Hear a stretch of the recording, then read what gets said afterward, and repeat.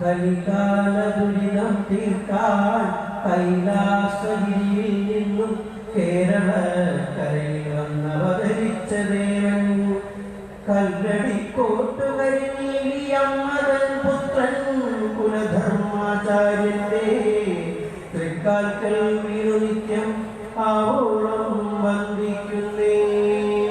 ഓം സദാശിവസമാരംഭാം ശങ്കരാചാര്യ മധ്യമാം അസ്മദാചാര്യപര്യന്താം വന്ദേ ഗുരുപരമ്പരാം.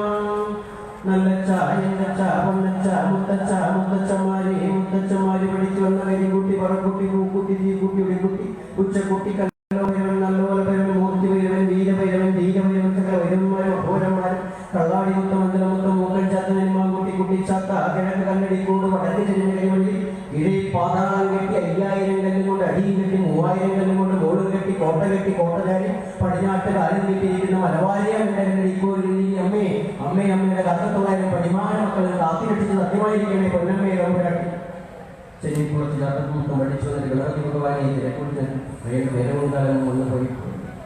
എന്തു വേണം ഗണപതിക്ക് ഏതു വേണം ഗണോദിക്ക് എന്തു വേണം ഗണോദിക്ക് ഏതു വേണം ഗണോദിക്ക് കത്തിച്ചു വെച്ചോരു മേലോടൊക്കെ അതും വേണോ ഗണോദിക്ക് പൊട്ടിച്ചു വെച്ചോരു പൊട്ടത്തേങ്ങ അതും വേണോ ഗണോദിക്ക് എന്തു വേണം ഗണോദിക്ക് ഏതു വേണം ഗണോദിക്ക് വായ പൊലിയല്ലേ വായ പൊലിയല്ലേ പൊലി പൊലിയേ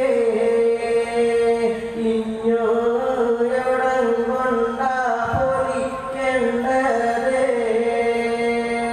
ഇഞ്ഞോ എവിടം കൊണ്ടാ പൊലിക്കേണ്ടതേ കൈകോരിവാരം പൊലിച്ചു നോക്ക് കൈകോരിവാരം പൊലിച്ചു നോക്ക് കൈകോരിവാരം പൊലിച്ചു ഞാനേ കൈകോരിവാരം പൊലിച്ചു ഞാനേ ഇഞ്ഞോ എവിടം കൊണ്ട പൊലിക്കേണ്ടതേ ഇഞ്ഞോ എവിടം കൊണ്ട പൊലിക്കേണ്ടതേ പടിഞ്ഞാറത്തെ മനം പൊലിച്ചു നോക്ക് പടിഞ്ഞാറത്തെ മനം പൊലിച്ചു നോക്ക് പടിഞ്ഞാറത്തെ മനം പൊലിച്ചു ഞാനേ പടിഞ്ഞാറത്തെ മനം പൊലിച്ചു ഞാനേ ഇഞ്ഞോ എവിടം കൊണ്ട പൊലിക്കേണ്ടതേ ഇഞ്ഞോ എവിടം കൊണ്ട പൊലിക്കേണ്ടതേ വടകൂറവാവുണ്ടം പൊലിച്ചു നോക്ക് വടകൂറവാവുണ്ടം പൊലിച്ചു നോക്ക് വാവുണ്ടാണി കോട്ടി പൊലിച്ചു നോക്ക് വാവുണ്ടാണി കോട്ടി പൊലിച്ചു നോക്ക് വടകൂറവാവുണ്ടം പൊലിച്ചു ഞാനേ വടകൂറവാവുണ്ടം പൊലിച്ചു ഞാനേ വാവുണ്ടാണി കോട്ടി പൊലിച്ചു ഞാനേ വാവുണ്ടാണി കോട്ടി പൊലിച്ചു ഞാനേ ഇഞ്ഞോ എവിടം കൊണ്ട പൊലിക്കേണ്ടതേ ഇഞ്ഞോ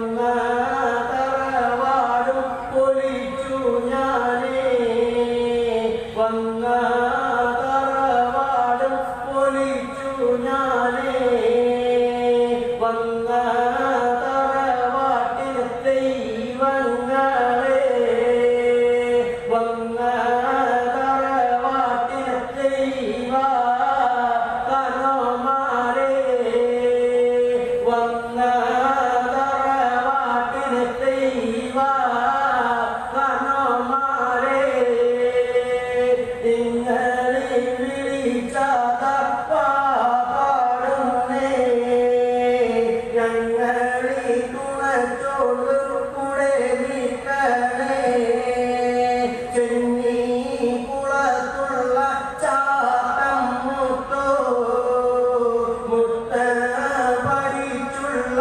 ഗണപതിയെ മുട്ട പഠിച്ചുള്ള ഗണപതിയെ ഞങ്ങളെ തുണച്ചോളു കൂടെ നിൽക്കണേ ഒന്നെന്ന സ്വരൂപം വാഴുകയേ രണ്ടു ശിവശക്തി വാഴുകയേ ബ്രഹ്മ വിഷ്ണു മഹേശൻ വാഴുകയേ നാഗവേദം വാഴുകയേ അഞ്ജഭൂതം വാഴുകയേ ആരാധാരം വാഴുകയേ ഏഴാധാരം വാഴുകയേ ഏഴു പിതൃക്കൾ വാഴുകയേ എട്ടു ദിക്കു വാഴുകയേ ഒമ്പത് ദ്വാരം വാഴുകയേ ഒമ്പത് ദ്വാരം വാഴുകയേ പത്തവതാരം വാഴുകയേ 11 രുദ്രൻ വാഴുകയേ 11 രുദ്രൻ വാഴുകയേ 11 രുദ്രൻ വാഴുകയേ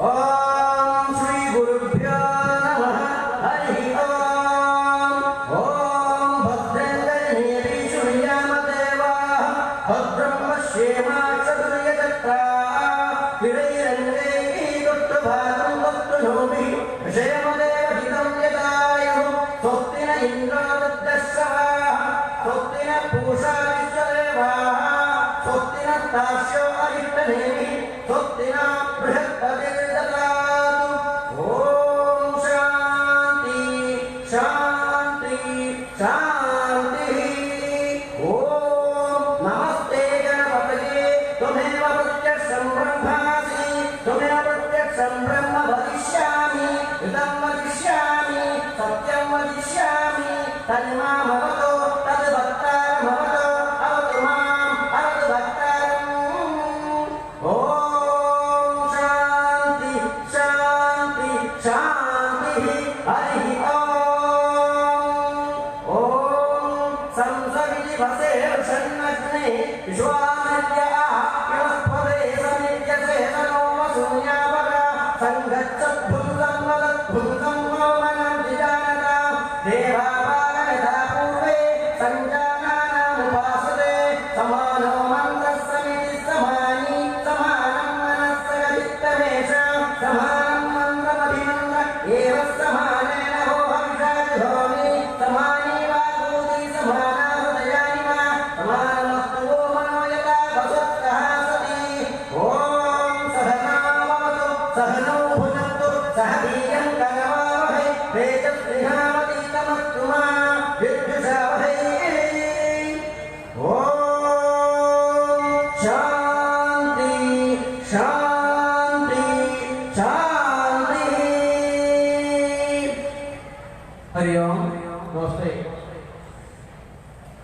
ഈ പരിപാലനമായ ക്ഷേത്രഭൂമിയിൽ ശിവരാത്രി ദിനത്തിൽ ഇതുപോലൊരു പ്രഭാഷണത്തിൽ നമ്മെ വിളിച്ചതിലും ക്ഷേത്രേശ്വരം അതുപോലെ തന്നെ ക്ഷേത്രം കൈകാര്യം ചെയ്യുന്നതിന്റെ കമ്മിറ്റി ഭാഗമായി പോകും. ആ കമ്മിറ്റിക്ക് പ്രോത്സാഹനം കൊടുത്തുകൊണ്ടും ക്ഷേത്രേശ്വരം സംരക്ഷിച്ചുകൊണ്ട് അല്ലെങ്കിൽ പരിചരിച്ചുകൊണ്ടുള്ള ഈ ഭക്തജനങ്ങളോടും ആദ്യമേ നമ്മുടെ നന്ദി അറിയിക്കുകയാണ്. നമ്മളെ കുറിച്ച് രണ്ടു വാക്ക് പറഞ്ഞു തന്നെയാണ് നമ്മൾ എന്തെങ്കിലുമൊക്കെ പറയാൻ ആരംഭിക്കുന്നു. കാരണം ഇങ്ങനെ ഒരു വേഷം ചിലപ്പോൾ നിങ്ങളുടെ ജീവിതത്തിൽ ചിലപ്പോൾ നിങ്ങൾ ഒത്തിരി പ്രായമുള്ളവരുണ്ടായിരിക്കാം. ഇത്തരത്തിലൊരു വേഷത്തിലൊരു സ്വാമിയെ ചിലപ്പോൾ ആദ്യമായിട്ട് കാണുകയായിരിക്കാം. കേരളത്തിൽ പുറത്ത് ചിലപ്പോൾ ഉണ്ടായിക്കൂടാന്നില്ല. അപ്പൊ അതുകൊണ്ട് തന്നെ സ്വയമേവ ഒന്ന് പരിചയപ്പെടുത്തേണ്ട ആവശ്യം നമുക്കുണ്ട്. നാം വന്നിരിക്കുന്നത് മലപ്പുറം ജില്ലയിലെ പെരിന്തൽമണ്ണ താലൂക്കിൽ ഏലംകുളം എന്ന് പറയുന്ന ഒരു സ്ഥലത്ത് നിന്നാണ്. ഏലംകുളം പ്രാധാന്യമുള്ള ഒരു സ്ഥലം തന്നെയാണ്. സഖാവ് എം എസ് നമ്പൂതിരിപ്പാടിന്റെ ജന്മദേശമാണ്. കേരളത്തിലെ മുഖ്യമന്ത്രിയാണ്. അപ്പൊ അദ്ദേഹത്തിന്റെ ജന്മനാടാണ് ഏലംകുളം. അവിടെ നിന്നാണ് നാം വരുന്നത്. നമുക്കൊരു ആശ്രമങ്ങളുടെ മാതൃകുല ധർമ്മരക്ഷ ആശ്രമം എന്നാണ് പേര്. അവിടെ ഒരു തന്ത്രവിദ്യാപീഠം പ്രവർത്തിക്കുന്നു. പടുവന്മട തന്ത്രവിദ്യാപീഠം എന്ന് പറഞ്ഞൊരു തന്ത്രവിദ്യാപീഠമുണ്ട്. നമ്മുടെ വിദ്യാപീഠത്തിൽ സനാതനമായ ഒട്ടനവധി വിദ്യകൾ പഠിപ്പിക്കുന്ന ഒരു രീതിയാണുള്ളത്. പ്രത്യേകിച്ച് ഹിന്ദു സമൂഹത്തിലെ ഐക്യത്തിനും അഖണ്ഡതയ്ക്കും വേണ്ടി ജന്മനാ ജായതേ ശൂദ്ര കർമ്മണ ബ്രാഹ്മണസ്ഥിത എന്ന ആപ്തവാക്യം മുന്നിൽ കണ്ടുകൊണ്ട് ഏവർക്കും വൈദിക മേഖലയെ പരിചയപ്പെടുത്താൻ ആശ്രമം ചെയ്യുന്നത്. വേദം എന്ന വാക്കുകൊണ്ട് നമ്മുടെ ആശ്രമം പറയാറുള്ളത് വേദം എന്നാൽ ചതുർവേദങ്ങളല്ല, ചതുർവേദമല്ല വേദം. അതും വേദമാണ്. എന്നാൽ അതല്ലാതെയും വേദങ്ങളുണ്ട്. ഓരോരുത്തർക്കും വേദങ്ങളുണ്ട്. സനാതന ധർമ്മത്തെ ഹിന്ദു എന്ന് വിശേഷിപ്പിക്കാം. ആ ഹിന്ദു മതം നിലനിൽക്കുന്നത് വ്യത്യസ്ത ജാതി മത ഗോത്രങ്ങളിലൂടെയാണ്. നാം പറയാറുള്ളത് ജാതി പറയണ്ട, ജാതി ചിന്തിക്കണ്ട എന്നൊന്നുമല്ല. ജാതി ചിന്തിക്കണം, ജാതി പറയണം, ജാതി വിവേചനം വരുത് എന്നാണ് നമ്മുടെ ആശ്രമം മുന്നോട്ട് വയ്ക്കുന്നത്. അപ്പൊ ജാതി വിവേചനമില്ലാതെ പരസ്പരം അറിയണം. പരസ്പരം അറിയുമ്പോൾ മാത്രമേ പറ്റുന്നത്. എങ്ങനെ അറിയണം? ആത്മീയമായി അറിയണം. ആത്മാവിനെ തൊട്ടാൽ പാലനും പറയനും പുലയനും വേട്ടുവനും വള്ളുവനും നമ്പൂതിരിയും മാപ്പിളയും ക്രിസ്ത്യാനിയും ഒക്കെ ഒരേ ഒരു തത്വത്തിന്റെ ഭാഗങ്ങൾ മാത്രമായി മാറും. അതിങ്ങനെ വായോണ്ട് പറഞ്ഞ കാര്യമില്ല. നമ്മളത് മനസ്സിലാക്കും. ഇന്ന് നമുക്ക് സനാതന ധർമ്മത്തിൽ ഏതൊരാൾക്കും വൈദികം വേദം പറയപ്പെടുന്ന ചതുർവേദങ്ങൾ പഠിച്ച് ബ്രാഹ്മണ്യത്തിലേക്ക് ഉയരാൻ അവസരമുണ്ട്. അത് നല്ലത് തന്നെ. എന്നാൽ അത് മാത്രമല്ല ബ്രാഹ്മണ്യത്തിലേക്ക് ഉയരാനുള്ള മാർഗം. ബ്രാഹ്മണ്യം എന്ന് പറഞ്ഞാൽ ബ്രഹ്മജ്ഞാനി ഇതി ബ്രാഹ്മണ എന്നാണ്. സനാതന ധർമ്മപ്രകാരം ബ്രാഹ്മണനായവർക്ക് മോക്ഷമുള്ളൂ. ഇത് പറയുന്ന നേരത്തെ അല്ലെങ്കിൽ ഇത് കേൾക്കുന്ന നേരത്തെ നിങ്ങൾ ഓരോരുത്തരും ചിന്തിക്കുക. ബ്രാഹ്മണനെ മോക്ഷമുള്ളൂ എങ്കിൽ നിങ്ങളിൽ എത്ര പേർ ബ്രാഹ്മണനാണ്? നിങ്ങളിൽ എത്ര പേർക്ക് മോക്ഷം ലഭിക്കുമെന്ന് സ്വയം ചിന്തിക്കുക. അപ്പൊ നമുക്കൊരു വിഷമം എന്താണ്? ഞാൻ ബ്രാഹ്മണനല്ല, എനിക്ക് ഉപവീതമില്ല, എനിക്ക് ചതുർവേദങ്ങൾ അറിയില്ല, എനിക്ക് സംസ്കൃതം അറിയില്ല, ഞാൻ പച്ചക്കറി മാത്രമല്ല കഴിക്കുക, ഞാൻ പട്ടച്ചാരവും കഴിക്കും, എനിക്ക് മോക്ഷമില്ലേ? ഇതാണോ സനാതന ധർമ്മം? എന്നാൽ ഒരു കാര്യം ചെയ്യാം. പട്ടച്ചാരയെ പഠിച്ച് പന്നിയിറച്ചിയിൽ നിന്ന് കൂടാൻ പറ്റിയ ഇടങ്ങളുണ്ട്. അവിടെ പോയി കഴിഞ്ഞാൽ അവിടുന്ന് മോക്ഷം റേഷനായി കിട്ടും. എന്നാൽ അങ്ങനെ പോയി കളയാം. ഇങ്ങനെ ചിന്തിക്കാൻ തോന്നുന്നു എങ്കിൽ അവിടെയാണ് നമ്മുടെ ആശ്രമം പറയുന്നത് ആ ചിന്താഗതി തെറ്റാണ്. നിങ്ങൾക്ക് ഉപനീതം വേണ്ട, നിങ്ങൾക്ക് സംസ്കൃതം അറിയണ്ട, നിങ്ങൾ പച്ചക്കറി കഴിക്കണ്ട, നിങ്ങൾ പ്രത്യേകിച്ച് നിങ്ങളുടെ ജീവിതത്തിൽ ഒരു മാറ്റവും വരുത്തണ്ട. കോരുന്ന അച്ഛനെ രാമകൃഷ്ണൻ നായർ എന്ന് വിളിക്കണ്ട, രാമകൃഷ്ണൻ നായർ നിങ്ങൾ കൃഷ്ണൻ നമ്പൂതിരി എന്ന് വിളിക്കണ്ട. ഇതൊന്നും വിളിക്കാണ്ട് നിങ്ങൾക്ക് മോക്ഷത്തിനുള്ള മാർഗം ഭാരതഭൂമി സനാതന പാരമ്പര്യത്തിലുണ്ട്. അത് നിങ്ങളുടെ ഓരോരുത്തരുടെയും കയ്യിലുണ്ട്, നിങ്ങളുടെ വീട്ടിലുണ്ട്. അതാണ് സനാതന ധർമ്മം, അതാണ് ഭാരത സനാതന ധർമ്മം, അതാണ് മക്കളെ ഹിന്ദു ധർമ്മം, അതാണ് ഹിന്ദു മതം. ആ മതത്തെ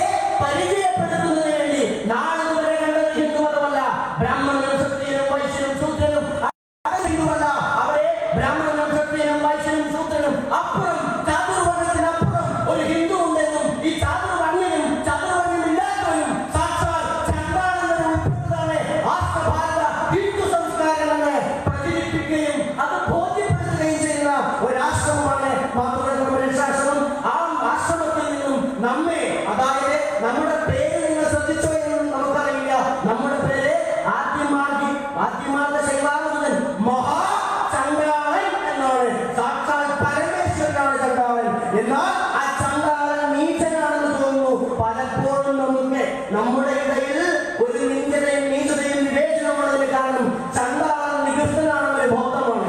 ചണ്ടാളനെ എപ്പോൾ നിങ്ങൾക്ക് സ്വീകരിക്കാൻ കഴിയുമോ, ചണ്ടാളന്റെ കാലിൽ വീഴാൻ ശങ്കരന് കഴിഞ്ഞ കാലമില്ലേ, അപ്പോൾ ഒരു ചണ്ടാളനെ ഉൾക്കൊള്ളാൻ ഹിന്ദു മക്കൾക്കായാൽ എന്റെ പൊന്നുമക്കളെ അന്ന് ഹിന്ദുവിന് വിവേചിക്കാൻ ആർക്കുമാവില്ല. ആ ഒരു ആപ്തവാക്യം അല്ലെങ്കിൽ പാരമ്പര്യത്തിന്റെ ആ വിശാലതയാണ് ഈ പുണ്യഭൂമിയിലും ഈ കമ്മിറ്റിക്കാരിലൂടെ നിങ്ങൾ നടത്തിയത്. നാം ചണ്ടാളനാണ്. ആ ചണ്ടാളൻ എന്ന് പറഞ്ഞാൽ നിങ്ങളുടെ ഇതിഹാസങ്ങളിൽ നിന്നും എപ്രകാരമാണോ, കൃതികളിൽ നിന്നും എപ്രകാരമാണോ ചണ്ടാളനെ കണ്ടത്, ആ ചണ്ടാളനെ മനസ്സിലാക്കിയത്, അതേ രീതിയിൽ ജീവിക്കുന്ന ഒരു ശ്മശാനവാസിയായിട്ടുള്ള ഒരു ചണ്ടാളനാണ് നാം. നമ്മെ ഒരു ക്ഷേത്രത്തിന്റെ വളപ്പിലൂടെ, ക്ഷേത്രത്തിന്റെ തിരുമുറ്റത്തിലൂടെ, ആ ക്ഷേത്രത്തിന്റെ മുന്നിലൂടെ കടത്തി ഈ വേദിയിലിരുത്തി ജാതിമത ഭേദമില്ലാതെ ഈ ഹിന്ദു സഹോദരങ്ങൾ ഒന്നിച്ചേർന്ന് നമ്മെ കേൾക്കുന്നു എങ്കിൽ ഇതാണ് ഹിന്ദു ധർമ്മം, ഇതാണ് സനാതന ധർമ്മം. ആ ഹിന്ദു മതത്തെ കുറിച്ച് നിങ്ങളോട് പറയാനാണ് ഈ ശിവരാത്രി ദിനത്തിൽ നാം ചിന്തിക്കും. ശിവരാത്രി ദിനത്തിൽ ഇതിനു മുമ്പും പ്രഭാഷണങ്ങൾ നടന്നു കാണും. പ്രഭാഷണത്തിൽ ശിവരാത്രിയാണെങ്കിൽ അന്നത്തെ വിഷയം ശിവരാത്രിയായി. നാം ശിവരാത്രിയെ കുറിച്ച് പറയുന്നില്ല, കാരണം ഒട്ടനവധി തവണ നിങ്ങൾ കേട്ടതായിരിക്കും. നിങ്ങൾ ഒത്തിരി തവണ കേട്ടിട്ടുണ്ടായിരിക്കില്ലേ? ഇവിടെ ശിവരാത്രിയെ കുറിച്ച് പറഞ്ഞിട്ടില്ലേ?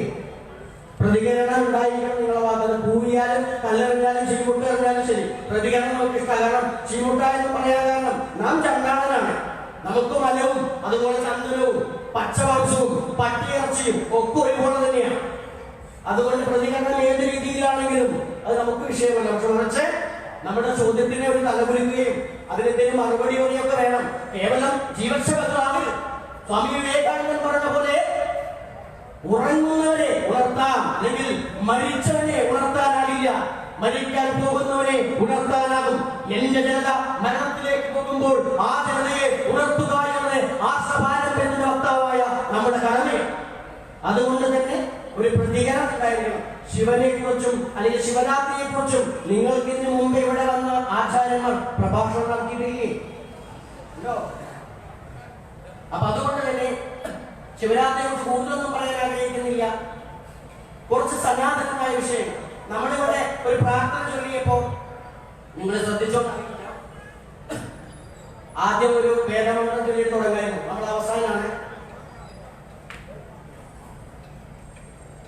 അവസാനത്തിലാണ് നമ്മൾ വേദമന്ത്രം ചൊല്ലി.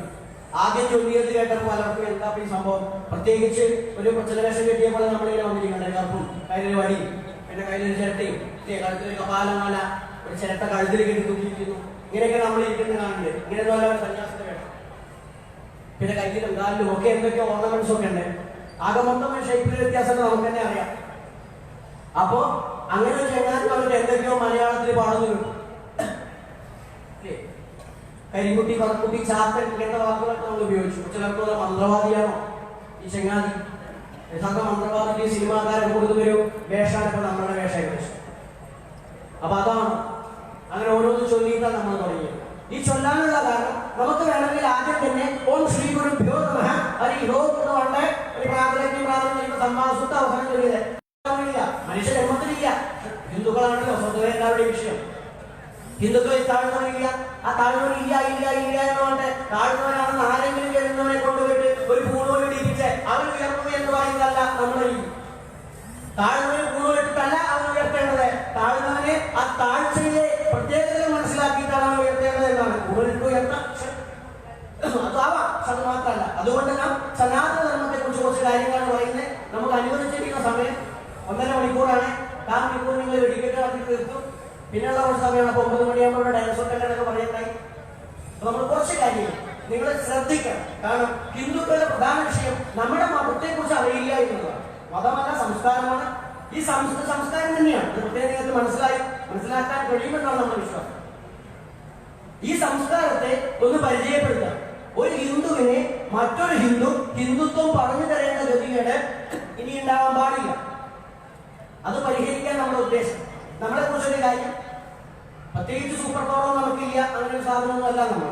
പക്ഷെ മറിച്ച് 1984 ഫെബ്രുവരി 14-ാം തീയതി ഉത്തരാഖണ്ഡിൽ ഇതിനു മുമ്പ് നമുക്കൊരു ജന്മം ഉണ്ടായിരുന്നു. ആ ജന്മം അന്ന് അവസാനിച്ചു. 1984 ഫെബ്രുവരി 14 ഉത്തരാഖണ്ഡിൽ നമ്മൾ സമാധിയായി. അതിനുശേഷം 1984 ഡിസംബർ 4 അന്ന് ചൊവ്വാഴ്ചയായിരുന്നെങ്കിൽ ഇന്ന് ഈ ജനിച്ചതും ചൊവ്വാഴ്ച തന്നെയാണ്. ദ്വാദശിക്കായിരുന്നെങ്കിൽ ഈ ജനിച്ചതും ദ്വാദശിക്ക് തന്നെയാണ്. അന്ന് പകലായിരുന്നു രാത്രിയാണ്. അപ്പോ ആ കഴിഞ്ഞ ജന്മം അവിടെ നിർത്തിയിട്ട് ഈ ജന്മം, അതുകൊണ്ടാണ് കേരളക്കരയിൽ ജനിച്ചു എന്നൊക്കെ നമ്മൾ പ്രാർത്ഥിച്ചത്. അപ്പോ ആ ജന്മം എടുത്തിരിക്കുന്നതിന് വേണ്ടിയിട്ടാ ഇവിടെ എല്ലാവരും ശ്രേഷ്ഠന്മാരാണെന്ന് ബോധ്യപ്പെടുത്താൻ വേണ്ടിയിട്ടാണ്, അത് പറയാൻ വേണ്ടിയിട്ടാണ് ഇത്രയും ദൂരം വന്നത്. നിങ്ങൾക്കറിയാം, ഒരു പ്രഭാഷണം നടത്താൻ വന്നാൽ 1 ലക്ഷം രൂപ ആരും തരാൻ പോകുന്നില്ല. അത്രയും ദൂരം വന്നിരിക്കുന്നത് ഒത്തിരി ആളുകളെ കാണാനും അവരുടെ ധർമ്മം പ്രചരിപ്പിക്കാനും വേണ്ടിയിട്ടാണ്. അവിടെ ശ്രദ്ധിക്കാം. ഒരു മനുഷ്യന്റെ സൈക്കോളജി പറയാനാണെങ്കിൽ 1 മണിക്കൂർ സംസാരിച്ച 15 മിനിറ്റ് ശ്രദ്ധിക്കുള്ളൂ. എന്നാലും ശ്രദ്ധിക്കാം. ആശ്രപാരമ്പര്യത്തിന്റെ ഭാരതഭൂമിയിൽ ജനിച്ചവരെല്ലാം തന്നെ ആത്മീയതയിലൂടെ ഉയരണമെന്നും ആത്മസാക്ഷാത്കാരം നേടണമെന്നും ഋഷിവര്യന്മാർക്കുണ്ടായി. സാക്ഷാൽ പരമേശ്വരനിൽ നിന്ന് തന്നെയാണ് ഈ ധർമ്മം ഉണ്ടായിട്ടുള്ളത്. ഇതിനെ സംരക്ഷിക്കുന്നതും അവൻ തന്നെയാണ്. ഏത് ആചാരത്തിന്റെ പേര് പറഞ്ഞാണെങ്കിലും ഹിന്ദുവിനെ അല്ലെങ്കിൽ സനാതനികളെ ഇല്ലായ്മ ചെയ്യാമെന്ന് ആര് ധരിച്ചാലും അത് നടക്കില്ല. എന്താ കാരണം? ഇതിന്റെ ഉത്ഭവവും അവസാനവും അവനിലാണ്. ആ സാക്ഷാൽ പരമേശ്വരനിലൂടെ മാത്രമേ ഇതിനെ നശിപ്പിക്കാൻ പറ്റുള്ളൂ. ആ പരമേശ്വരൻ സമ്മതിക്കുന്നു. അപ്പൊ ഹിന്ദു മതം പഠിക്കാൻ എല്ലാവരും പഠിക്കണം. ഹിന്ദു മതം പഠിക്കാൻ, ഹിന്ദു സംസ്കാരത്തിൽ ജനിച്ചു കഴിഞ്ഞാൽ നമ്മളെല്ലാവരും ഹിന്ദുക്കളെല്ലാം ജനിച്ചല്ലേ. ഇതിൽ ജനിക്കണമെന്നില്ല, പുറത്തും ജനിക്കാൻ, എവിടെ ജനിക്കും, ഈ സംസ്കാരം അല്ലാണ്ട് ജനിക്കാം, എല്ലാവരും തന്നെയാണ്. അങ്ങനെ ജനിച്ചു കഴിഞ്ഞാൽ നമുക്ക് ഈശ്വര സാക്ഷാത്കാരം നേടാൻ വേണ്ടി 2 മാർഗങ്ങൾ ഭാരതഭൂമിയിലുണ്ട്. വേദം കേട്ടിട്ടുണ്ടോ? വേദം കേട്ടിട്ടുണ്ടോ? ഈ പത്രം കേട്ടില്ലേ? നിങ്ങൾ കുറെ കേട്ടില്ലെങ്കിൽ ചാക്കിയാർത്തൂടി നടത്തുന്നുണ്ട്. അതുകൂടി പറയേണ്ടത്. അപ്പൊ അങ്ങനെയുള്ള വിഷയത്തിലേക്ക് പോകണ്ട. അപ്പൊ നിങ്ങൾ നമുക്ക് പെട്ടെന്ന് മറുപടി ചെയ്യാം. അപ്പൊ 2 വിഷയങ്ങൾ വേദങ്ങൾ എന്ന് നിങ്ങൾ കേട്ടിട്ടുണ്ടായിരിക്കും. അടുത്തൊരു വിഷയം തന്ത്രമാണ്. തന്ത്രം എന്നൊരു വിഷയം കൂടിയുണ്ട്. തന്ത്രം എന്ന് നിങ്ങൾ കേട്ടിട്ടുണ്ടായിരിക്കാം. എങ്ങനെ? ക്ഷേത്രവുമായി ബന്ധപ്പെട്ട് തന്ത്രം, തന്ത്രി, താന്ത്രിക പ്രതിഷ്ഠ, താന്ത്രിക ആചാരങ്ങൾ ഇത്യാദി വാക്കുകൾ നിങ്ങൾ കേട്ടിട്ടുണ്ടായിരിക്കാം. എന്നാൽ തന്ത്രത്തിന്റെ ഒരു ചെറിയ ഭാഗം മാത്രമാണ് ക്ഷേത്രാരാധന. ചെറിയ ഭാഗമാണ് തന്ത്രത്തിന്റെ. ഇപ്പൊ ഞാൻ ഇത്രയും പോകുന്ന ആളുകൾ പറയുമ്പോൾ തള്ളകല്ലാണ് ഞാൻ എന്ന് പറയുന്ന പോലെയാണ്. അത്രയേ ഉള്ളൂ ക്ഷേത്രതന്ത്രം. തന്ത്രം വിശാലം. അതുപോലെ തന്നെ വേദം എന്ന് പറഞ്ഞാൽ 4 വേദങ്ങൾ. വേദം ഒന്നേ ഉണ്ടായിരുന്നുള്ളൂ. ആ വേദം പ്രണവം, ഓംകാരമായിരുന്നു എന്നാണ് അടിസ്ഥാനമായി പറയാം. ഓംകാര, ഓം. മനസ്സിലായില്ലേ? ഓം കണ്ടില്ലേ? കേട്ടില്ലേ? പിന്നെ മനസ്സിലാക്കുക, ഓം എന്ന് പറയുന്ന ഈ എഴുതുന്ന സാധനം ഉണ്ടല്ലോ, സംസ്കൃതത്തിൽ നമ്മളൊരു പ്രത്യേക രീതിയിൽ എഴുതുക, ഗണപതിയൊക്കെ ആക്കാൻ പറ്റുന്ന ചിത്രം ഉണ്ടല്ലോ, അതാണ് ഓം എന്ന് ധരിക്കരുത്. അത് നമുക്ക് മനസ്സിലാവാൻ വേണ്ടി ഇങ്ങനെ വരച്ചിട്ടുള്ളത്. അങ്ങനെയല്ല ഓം. ഓം എന്ന് പറയുന്ന അതുമല്ല ഓം. ഓം എന്ന് പറയുന്നത് നമ്മുടെ ഉള്ളിൽ നിന്ന് ഉണ്ടാകേണ്ടതാണ്. അത് അനുഭവിക്കേണ്ടതാണ്. നമ്മൾ എഴുതുന്നതോ നമ്മൾ പറയുന്നതോ അല്ല യഥാർത്ഥ ഓം. അതുകൊണ്ടാണ് ഈ ഓംകാരത്തിലേക്ക് ആരെങ്കിലും പറയുമ്പോൾ ആദ്യം ഉണ്ടായിരുന്ന ആചാര്യന്മാരെ പ്രശ്നമാക്കേണ്ടത്. അപ്പൊ പോയപ്പോഴും നമ്മുടെ തലയിൽ തുടങ്ങിയപ്പോഴാണ് നമ്മൾ പ്രതികരിക്കാൻ തുടങ്ങിയത്. അപ്പോ ആ ഓമിനെ എന്ത് ചെയ്തു? അതിനെ ഈ ദ്വാപരയുഗത്തിൽ, ത്രേതായുഗത്തില് പുരൂരവസ്ഥയെ യജ്ഞം ചെയ്യണമെന്ന് തോന്നിക്കൊണ്ട് അദ്ദേഹത്തിന് 3 അങ്ങനെ ഉണ്ടായതാണ് യജു, സാമ വേദങ്ങൾ. അതിനുശേഷം അഥർവവേദം. 4 വേദങ്ങളുണ്ട് ഹിന്ദുവിന്. 4 വേദം പഠിച്ചുകൊണ്ട് നമുക്ക് വേണമെങ്കിൽ ആത്മസാക്ഷാത്കാരം നേടാം. ഈ കൂടിയിരിക്കുന്നവരിൽ വേദങ്ങൾ പഠിച്ച് അല്ലെങ്കിൽ വേദവിധി പ്രകാരം ജീവിക്കുന്ന ആരെങ്കിലും ഉണ്ടെങ്കിൽ, വൈദിക പക്ഷ ഉപനയനാദി കാര്യങ്ങളൊക്കെ ജീവിക്കുന്ന ആരെങ്കിലും ഉണ്ടെങ്കിൽ ഒന്ന് കൈകൊട്ടി കാണിച്ചു തരണം. എനിക്ക് മടി കാണിക്കരുത് ആരെങ്കിലും. ഞാൻ വൈദിക വിധിപ്രകാരം ജീവിക്കുന്ന ഒരു പരമ്പരയിൽപ്പെട്ട ആളാണ്. ആരെങ്കിലും ഉണ്ടോ? പൂർണ്ണ ഉപനയനം കഴിഞ്ഞ ആരെങ്കിലും ഉണ്ടോ? അവിടെ ഒരു കൈ കാണുന്നുണ്ട്. അപ്പൊ എന്തായാലും ശരി, ഇത്രയും ആളുകളിൽ വളരെ കുറച്ച് ആളുകൾ മാത്രമേ ഉപനയനം ചെയ്തിട്ടുള്ളൂ. അതായത് വേദം പഠിക്കാം അവരിലാണ്. എന്തായാലും ശരി, 8-10 ആളെ ഉണ്ടാവുള്ളൂ. 25 ആളെ കൂടിക്കോ. 25 ആളെ ഉള്ളൂ വേദവിധി പ്രകാരം ജീവിതം കണ്ടിരുന്ന. അങ്ങനെയാണ് ആദ്യം എണ്ണിയത് ആ ഒരു നിമിഷം. അപ്പോ എന്തായാലും ഈ 10-25 ആളാണ് വേദവിധി പ്രകാരം ജീവിക്കുന്നത്. അപ്പൊ മറ്റുള്ളവർക്ക് കൈ പൊക്കാട്ടി നല്ല വിഷമായി. കാരണം അയ്യോ ഞങ്ങളൊക്കെ മോശക്കാരായി പോയി. ആ മോശത്തരം മാറ്റിയിട്ട് നമ്മൾ ഇവിടുന്ന് പോകും. അപ്പോ ഈ വേദവിധി പ്രകാരം വേദം പഠിക്കണമെങ്കിൽ എന്ത് വേണം? നമ്മളെ അമ്മയുടെ വയറ്റിലേക്ക് എത്തുന്നതിന് മുമ്പ് തന്നെ ഇതിന്റെ പരിപാടികൾ തുടങ്ങണം. ഗർഭാധാനം, പുംസവനം, സീമന്തോന്നയനം, ജാതകർമ്മം, അന്നപ്രാസം, ഇങ്ങനെയുള്ള കാര്യങ്ങൾ, വാതിപ്പുറപ്പാട്, അന്നപ്രാസം, അങ്ങനെ പോയി ഉപനയനം ചെയ്തിട്ട് വേദം പഠിക്കാൻ തുടങ്ങിയാലേ നമുക്ക് മോക്ഷമുള്ളൂ. അപ്പൊ നമ്മൾ പലർക്കും മോക്ഷമില്ല. സംഭവം ഒപ്പണത്തിന്റെ അവസ്ഥയില് ആ മോക്ഷം ഞാൻ റേഷനായി തന്നിട്ട് ഇവിടെ പോകും. അപ്പോ അതുകൊണ്ട് തന്നെ ഉപനയനം ചെയ്യണം. ഉപനയനം ചെയ്യാൻ 5 വയസ്സ്, 8 വയസ്സ്, 10 വയസ്സ്, 12 വയസ്സിലേക്കല്ലേ ഇപ്പൊ 35 വയസ്സ് ഉപനയനം ചെയ്യാനുള്ള സൗകര്യം നമ്മൾ ചെയ്തു കൊടുത്തിട്ടുള്ളതാണ്. എങ്ങനെയെങ്കിലും വേദവിധി പ്രകാരം മോക്ഷം നേടാൻ വേണ്ടി ഉപനയനം ചെയ്തു കഴിഞ്ഞാൽ ആ വ്യക്തിയെ ദ്വിജൻ എന്ന് പറയും. എന്താണ്? രണ്ടാമത്തെ ജന്മമാണ്. നമ്മൾ ജനിക്കുമ്പോൾ നമുക്ക് അറിവില്ല എന്നാണ് പറയാ. അതുകൊണ്ടാണ് ഈ മൂത്രത്തെ കഴിക്കുന്നതും ഈ അട്ടയെ പിടിച്ച് തിന്നുന്നതൊക്കെ. എന്താണ്? നമുക്ക് ബുദ്ധി ഇല്ലാത്തതുകൊണ്ടാണ്, അല്ലെങ്കിൽ തിരിച്ചറിവില്ലാത്തതുകൊണ്ടാണ്. ആ തിരിച്ചറിവ് ഉണ്ടാകാൻ വേണ്ടിയിട്ട് രണ്ടാമത്തെ ജന്മത്തിലേക്ക് നമ്മൾ പ്രവേശിക്കാൻ വേണ്ടി ഉപനയനം ചെയ്യും. ഉപനയനം എന്ന വാക്കിന്റെ അർത്ഥം ഗുരുവിന്റെ സമീപത്തേക്ക് പഠിക്കാൻ പോവാണ്. ഇപ്പൊ നമ്മൾ എന്ത് ചെയ്യും? LKG UKG വിടും. പണ്ട് അങ്ങനെയല്ല. അക്ഷരം പഠിക്കണമെങ്കിൽ ഗുരുകുലത്തിലേക്ക് വിടണം. അവിടെ നമ്മള് വേദം പഠിക്കാൻ ഉപനയനം ചെയ്താൽ ഗുരുവിന്റെ അടുത്ത് നിന്ന് വേദം പഠിക്കാൻ തുടങ്ങും. വേദം പഠിക്കുന്നത് 4 വേദമുണ്ട്. ഋഗ്വേദം, യജുർവേദം, സാമവേദം, അഥർവവേദം. ചിലരുടെ കാര്യമൊന്നുമല്ല. 1 വർഷം കൊണ്ട് പറ്റില്ല, 2 വർഷം കൊണ്ട് പറ്റില്ല. ഒരു 10-21 വയസ്സ് വരെ അവിടെ നിന്ന് പഠിക്കുന്നതാണ്. അപ്പൊ അതാണ് ബ്രഹ്മചര്യാകാലം. ഈ ബ്രഹ്മചര്യം എന്നുള്ള വാക്ക് നിങ്ങൾ കേട്ടിട്ടുണ്ടോ? കേരളത്തിലല്ല, ലോകത്തെമ്പാടും ഈ ബ്രഹ്മചര്യം എന്നുള്ള വാക്ക് കേട്ടിട്ടുണ്ടോ? കാരണം ഈ ബ്രഹ്മചര്യം കൊണ്ട് അങ്ങനെ 6 പ്രശ്നങ്ങൾ ഉണ്ടായ ആളുകൾ നമ്മൾ ഹിന്ദു. ബ്രഹ്മചര്യത്തിൽ വാക്കുണ്ട്. അപ്പൊ ബ്രഹ്മചര്യം കേൾക്കാതിരിക്കില്ല. യഥാർത്ഥ ബ്രഹ്മചര്യം എന്ന് പറഞ്ഞു കഴിഞ്ഞാൽ ഈ പഠനകാലം. നിങ്ങൾ എല്ലാവരും ബ്രഹ്മചാരികളാണ്. അപ്പൊ നിങ്ങൾ ഒരേ കല്യാണം കഴിച്ചിട്ടുണ്ട്. ഞാനെന്താ ആളാണ്, എനിക്ക് നമ്പറുണ്ട്, ഞാൻ പൂതറയാണ് പറയും. അതുകൊണ്ട് ഞാൻ ബ്രഹ്മചാരിയല്ല. അങ്ങനെയല്ല. ബ്രഹ്മത്തിനനുസരിച്ച് ചലിക്കുന്നവരെല്ലാവരും ബ്രഹ്മചാരികളാണ്. ബ്രഹ്മത്തിനനുസരിച്ച് ചലിക്കാന്ന് പറഞ്ഞാൽ അവിടെ ഒരു ആല് നിൽക്കുന്നുണ്ട്. ആ ആല് വേറെ പൊട്ടി മുളച്ചുണ്ടാകുന്നത് കാണാൻ പറ്റുന്നു. അതിന്റെ കായങ്ങളുണ്ട് ഇല്ലേ? പ്രധാനമായി ബ്രഹ്മാന പറയാം. വർദ്ധിപ്പിക്കുന്നതിനെയാണ് ബ്രഹ്മം. അപ്പൊ ബ്രഹ്മം, യഥാർത്ഥ ബ്രഹ്മം എന്ന് പറഞ്ഞാൽ ഓരോന്നിനും ഉണ്ടാക്കിക്കൊണ്ടിരിക്കും. മനുഷ്യ കുട്ടികളുണ്ടാവും, പൂച്ചയ്ക്ക് പൂച്ച കുട്ടികളുണ്ടാവും, എനിക്ക് കുട്ടികൾ 6 പശു. അപ്പൊ ഇങ്ങനെ പരമ്പരയാതി വർദ്ധിപ്പിച്ചുകൊണ്ടിരിക്കും. അപ്പൊ ബ്രഹ്മത്തിന് ചലിക്കും ചെയ്യും. അതാണ് ബ്രഹ്മചര്യം. അപ്പൊ നിങ്ങളൊക്കെ ബ്രഹ്മചാരിയാണ്. നൈഷ്ഠിക ബ്രഹ്മചര്യം എന്ന് പറഞ്ഞാൽ അങ്ങനെയല്ല. അപ്പൊ നിങ്ങളൊക്കെ ബ്രഹ്മചാരികളാണ്. ഉണ്ടായിരുന്ന നൈഷ്ഠിക ബ്രഹ്മചാരികൾ ചിലപ്പോൾ ആരെങ്കിലും ഉണ്ടായിരിക്കാം, പേരിനെ ഉണ്ടാവുള്ളൂ. അതെന്ന് പറഞ്ഞു കഴിഞ്ഞാൽ ആജീവനാന്ത പഠനമാണ്. അയാൾക്ക് വേറെ ചിന്തയില്ല. പഠിക്കാൻ മാത്രമേ ഉണ്ടാവുള്ളൂ. അപ്പൊ വിവാഹാദി കാര്യങ്ങൾക്കൊന്നും പോയില്ല. അപ്പോ അർത്ഥത്തിൽ നൈഷ്ഠിക ബ്രഹ്മചര്യം. ഇവിടെ എന്താണ് ബ്രഹ്മചര്യം? 21 വയസ്സ് വരെ നമ്മൾ ഈ +2 ഡിഗ്രി ഒക്കെ പോകുന്ന പോലെ ആ ഒരു പഠനകാലാണ് ബ്രഹ്മചര്യം. ആ ബ്രഹ്മചര്യം കഴിഞ്ഞ് ഗുരുകുലത്തിൽ ഇറങ്ങിക്കഴിഞ്ഞാൽ നമ്മളെന്ത് ചെയ്യും? സാധാരണ പഠന പോലെ തന്നെ കുട്ടികൾക്ക് പഠിത്തം ജോലി കിട്ടി കഴിഞ്ഞാൽ നമ്മൾ അടുത്ത പരിപാടി എന്താ? കല്യാണം കഴിക്കാൻ അല്ലേ? പെൺകുട്ടിയാണെങ്കിൽ വിളിച്ച് കെട്ടിക്കും, ചെക്കനാണെങ്കിൽ കെട്ടിക്കും, പെൺകുട്ടിയാണെങ്കിൽ കെട്ടിക്കും. ഇത് ചെയ്യും. എന്റെ ഭാഷ ബുദ്ധിമുട്ടുണ്ടോ അറിയില്ല. മലപ്പുറം ചെറിയൊരു ചോയൊക്കെ ഉണ്ടായിരിക്കും. അപ്പോ കല്യാണം കഴിച്ചു കൊടുക്കും. കല്യാണം കഴിച്ച പിന്നെന്താ? ഒരു കല്യാണം കഴിച്ചിട്ട് അച്ഛനമ്മയ്ക്കും അപ്പുറം പിന്നാലെ അടുത്തത് കുഞ്ഞിക്കാൽ വളരെ വളരെ വളരെ പിന്നെ ഒരു കുട്ടിയെ കാണും. ഇതൊരു സൈക്കിളാ. എന്താണ്? കുട്ടിയുണ്ടായി, അതിന് കുട്ടിയുണ്ടായി, ഇതിനൊരു കുട്ടിയുണ്ടായി. 1 വയസ്സായിട്ട് പറ്റിയാലോ കുട്ടിയെ കണ്ടാലും പോയിട്ടില്ല അമ്മമാർക്ക് മുത്തശ്ശന്മാരൊന്നും. അപ്പൊ നമ്മളൊരു പരിപാടി എന്താണ്? കുട്ടികളാവോ തിരിഞ്ഞ കുട്ടികളാവും. ഇത്ര മാത്രമാണ് നമ്മളെ സംബന്ധിച്ചത്. കാര്യമില്ല. അപ്പൊ അവിടെ ഈ വിവാഹ സമയം ആവുമ്പോൾ ഗാർഹസ്ഥ്യം ഗൃഹസ്ഥാശ്രമത്തിലേക്ക് പ്രവേശിക്കും. എന്നിട്ട് ഗൃഹസ്ഥാശ്രമങ്ങളെ ഭാര്യാശ്രമങ്ങളായി ധാർമ്മിക മൂല്യത്തോടു കൂടി ജീവിക്കും. അങ്ങനെയായി 2 പറഞ്ഞ കുട്ടികളൊക്കെ ആയി കഴിഞ്ഞാൽ തന്റെ മക്കൾ തന്നോട് എത്തിക്കഴിഞ്ഞാൽ എന്ത് വേണം? ഈ പിതാവ് വീട് വിട്ടിറങ്ങണം. വീട് വിട്ടിറങ്ങിയിട്ട് സന്യാസം ചെയ്യാൻ വേണ്ടി പ്രാക്ടീസ് നടത്തണം. കാട്ടിൽ പോയിട്ട് നടത്തണം. ഇപ്പൊ കാട് വേണമെന്നില്ല, എന്നാലും വീട്ടിലെ കാര്യങ്ങൾ നോക്കാൻ പാടില്ല. ഇതിപ്പോ ഏകദേശം 80 വയസ്സായി കഴിഞ്ഞാലും അവിടെ എന്താ അടുക്കളയിലെ ഈ ചോദ്യം ഉണ്ടാവും. ഇപ്പോഴത്തെ സീരിയലോട് നമുക്ക് അറിയില്ല ചന്ദ്രന്മാർ ഉണ്ടാവണോ, സ്ത്രീ ഉണ്ടാവണോ. അപ്പൊ പ്രേമൊക്കെയാണ് തോന്നുന്നു സീരിയൽ. ഞാനിപ്പോ ഫോൺ നോക്കിയപ്പോൾ പ്രേമം എന്നൊരു വെള്ളിക്കാരന്റെ സീരിയൽ. അപ്പൊ ഇതൊക്കെ ആയി 80ാമത്തെ വയസ്സിലെ മാനപ്രസ്ഥ കാലത്താണ് ഇതൊക്കെ തോന്നുന്നത്. രാമ നീ കഴിഞ്ഞു പോയോ ഇതൊക്കെ ചോദിക്കാം അല്ലേ?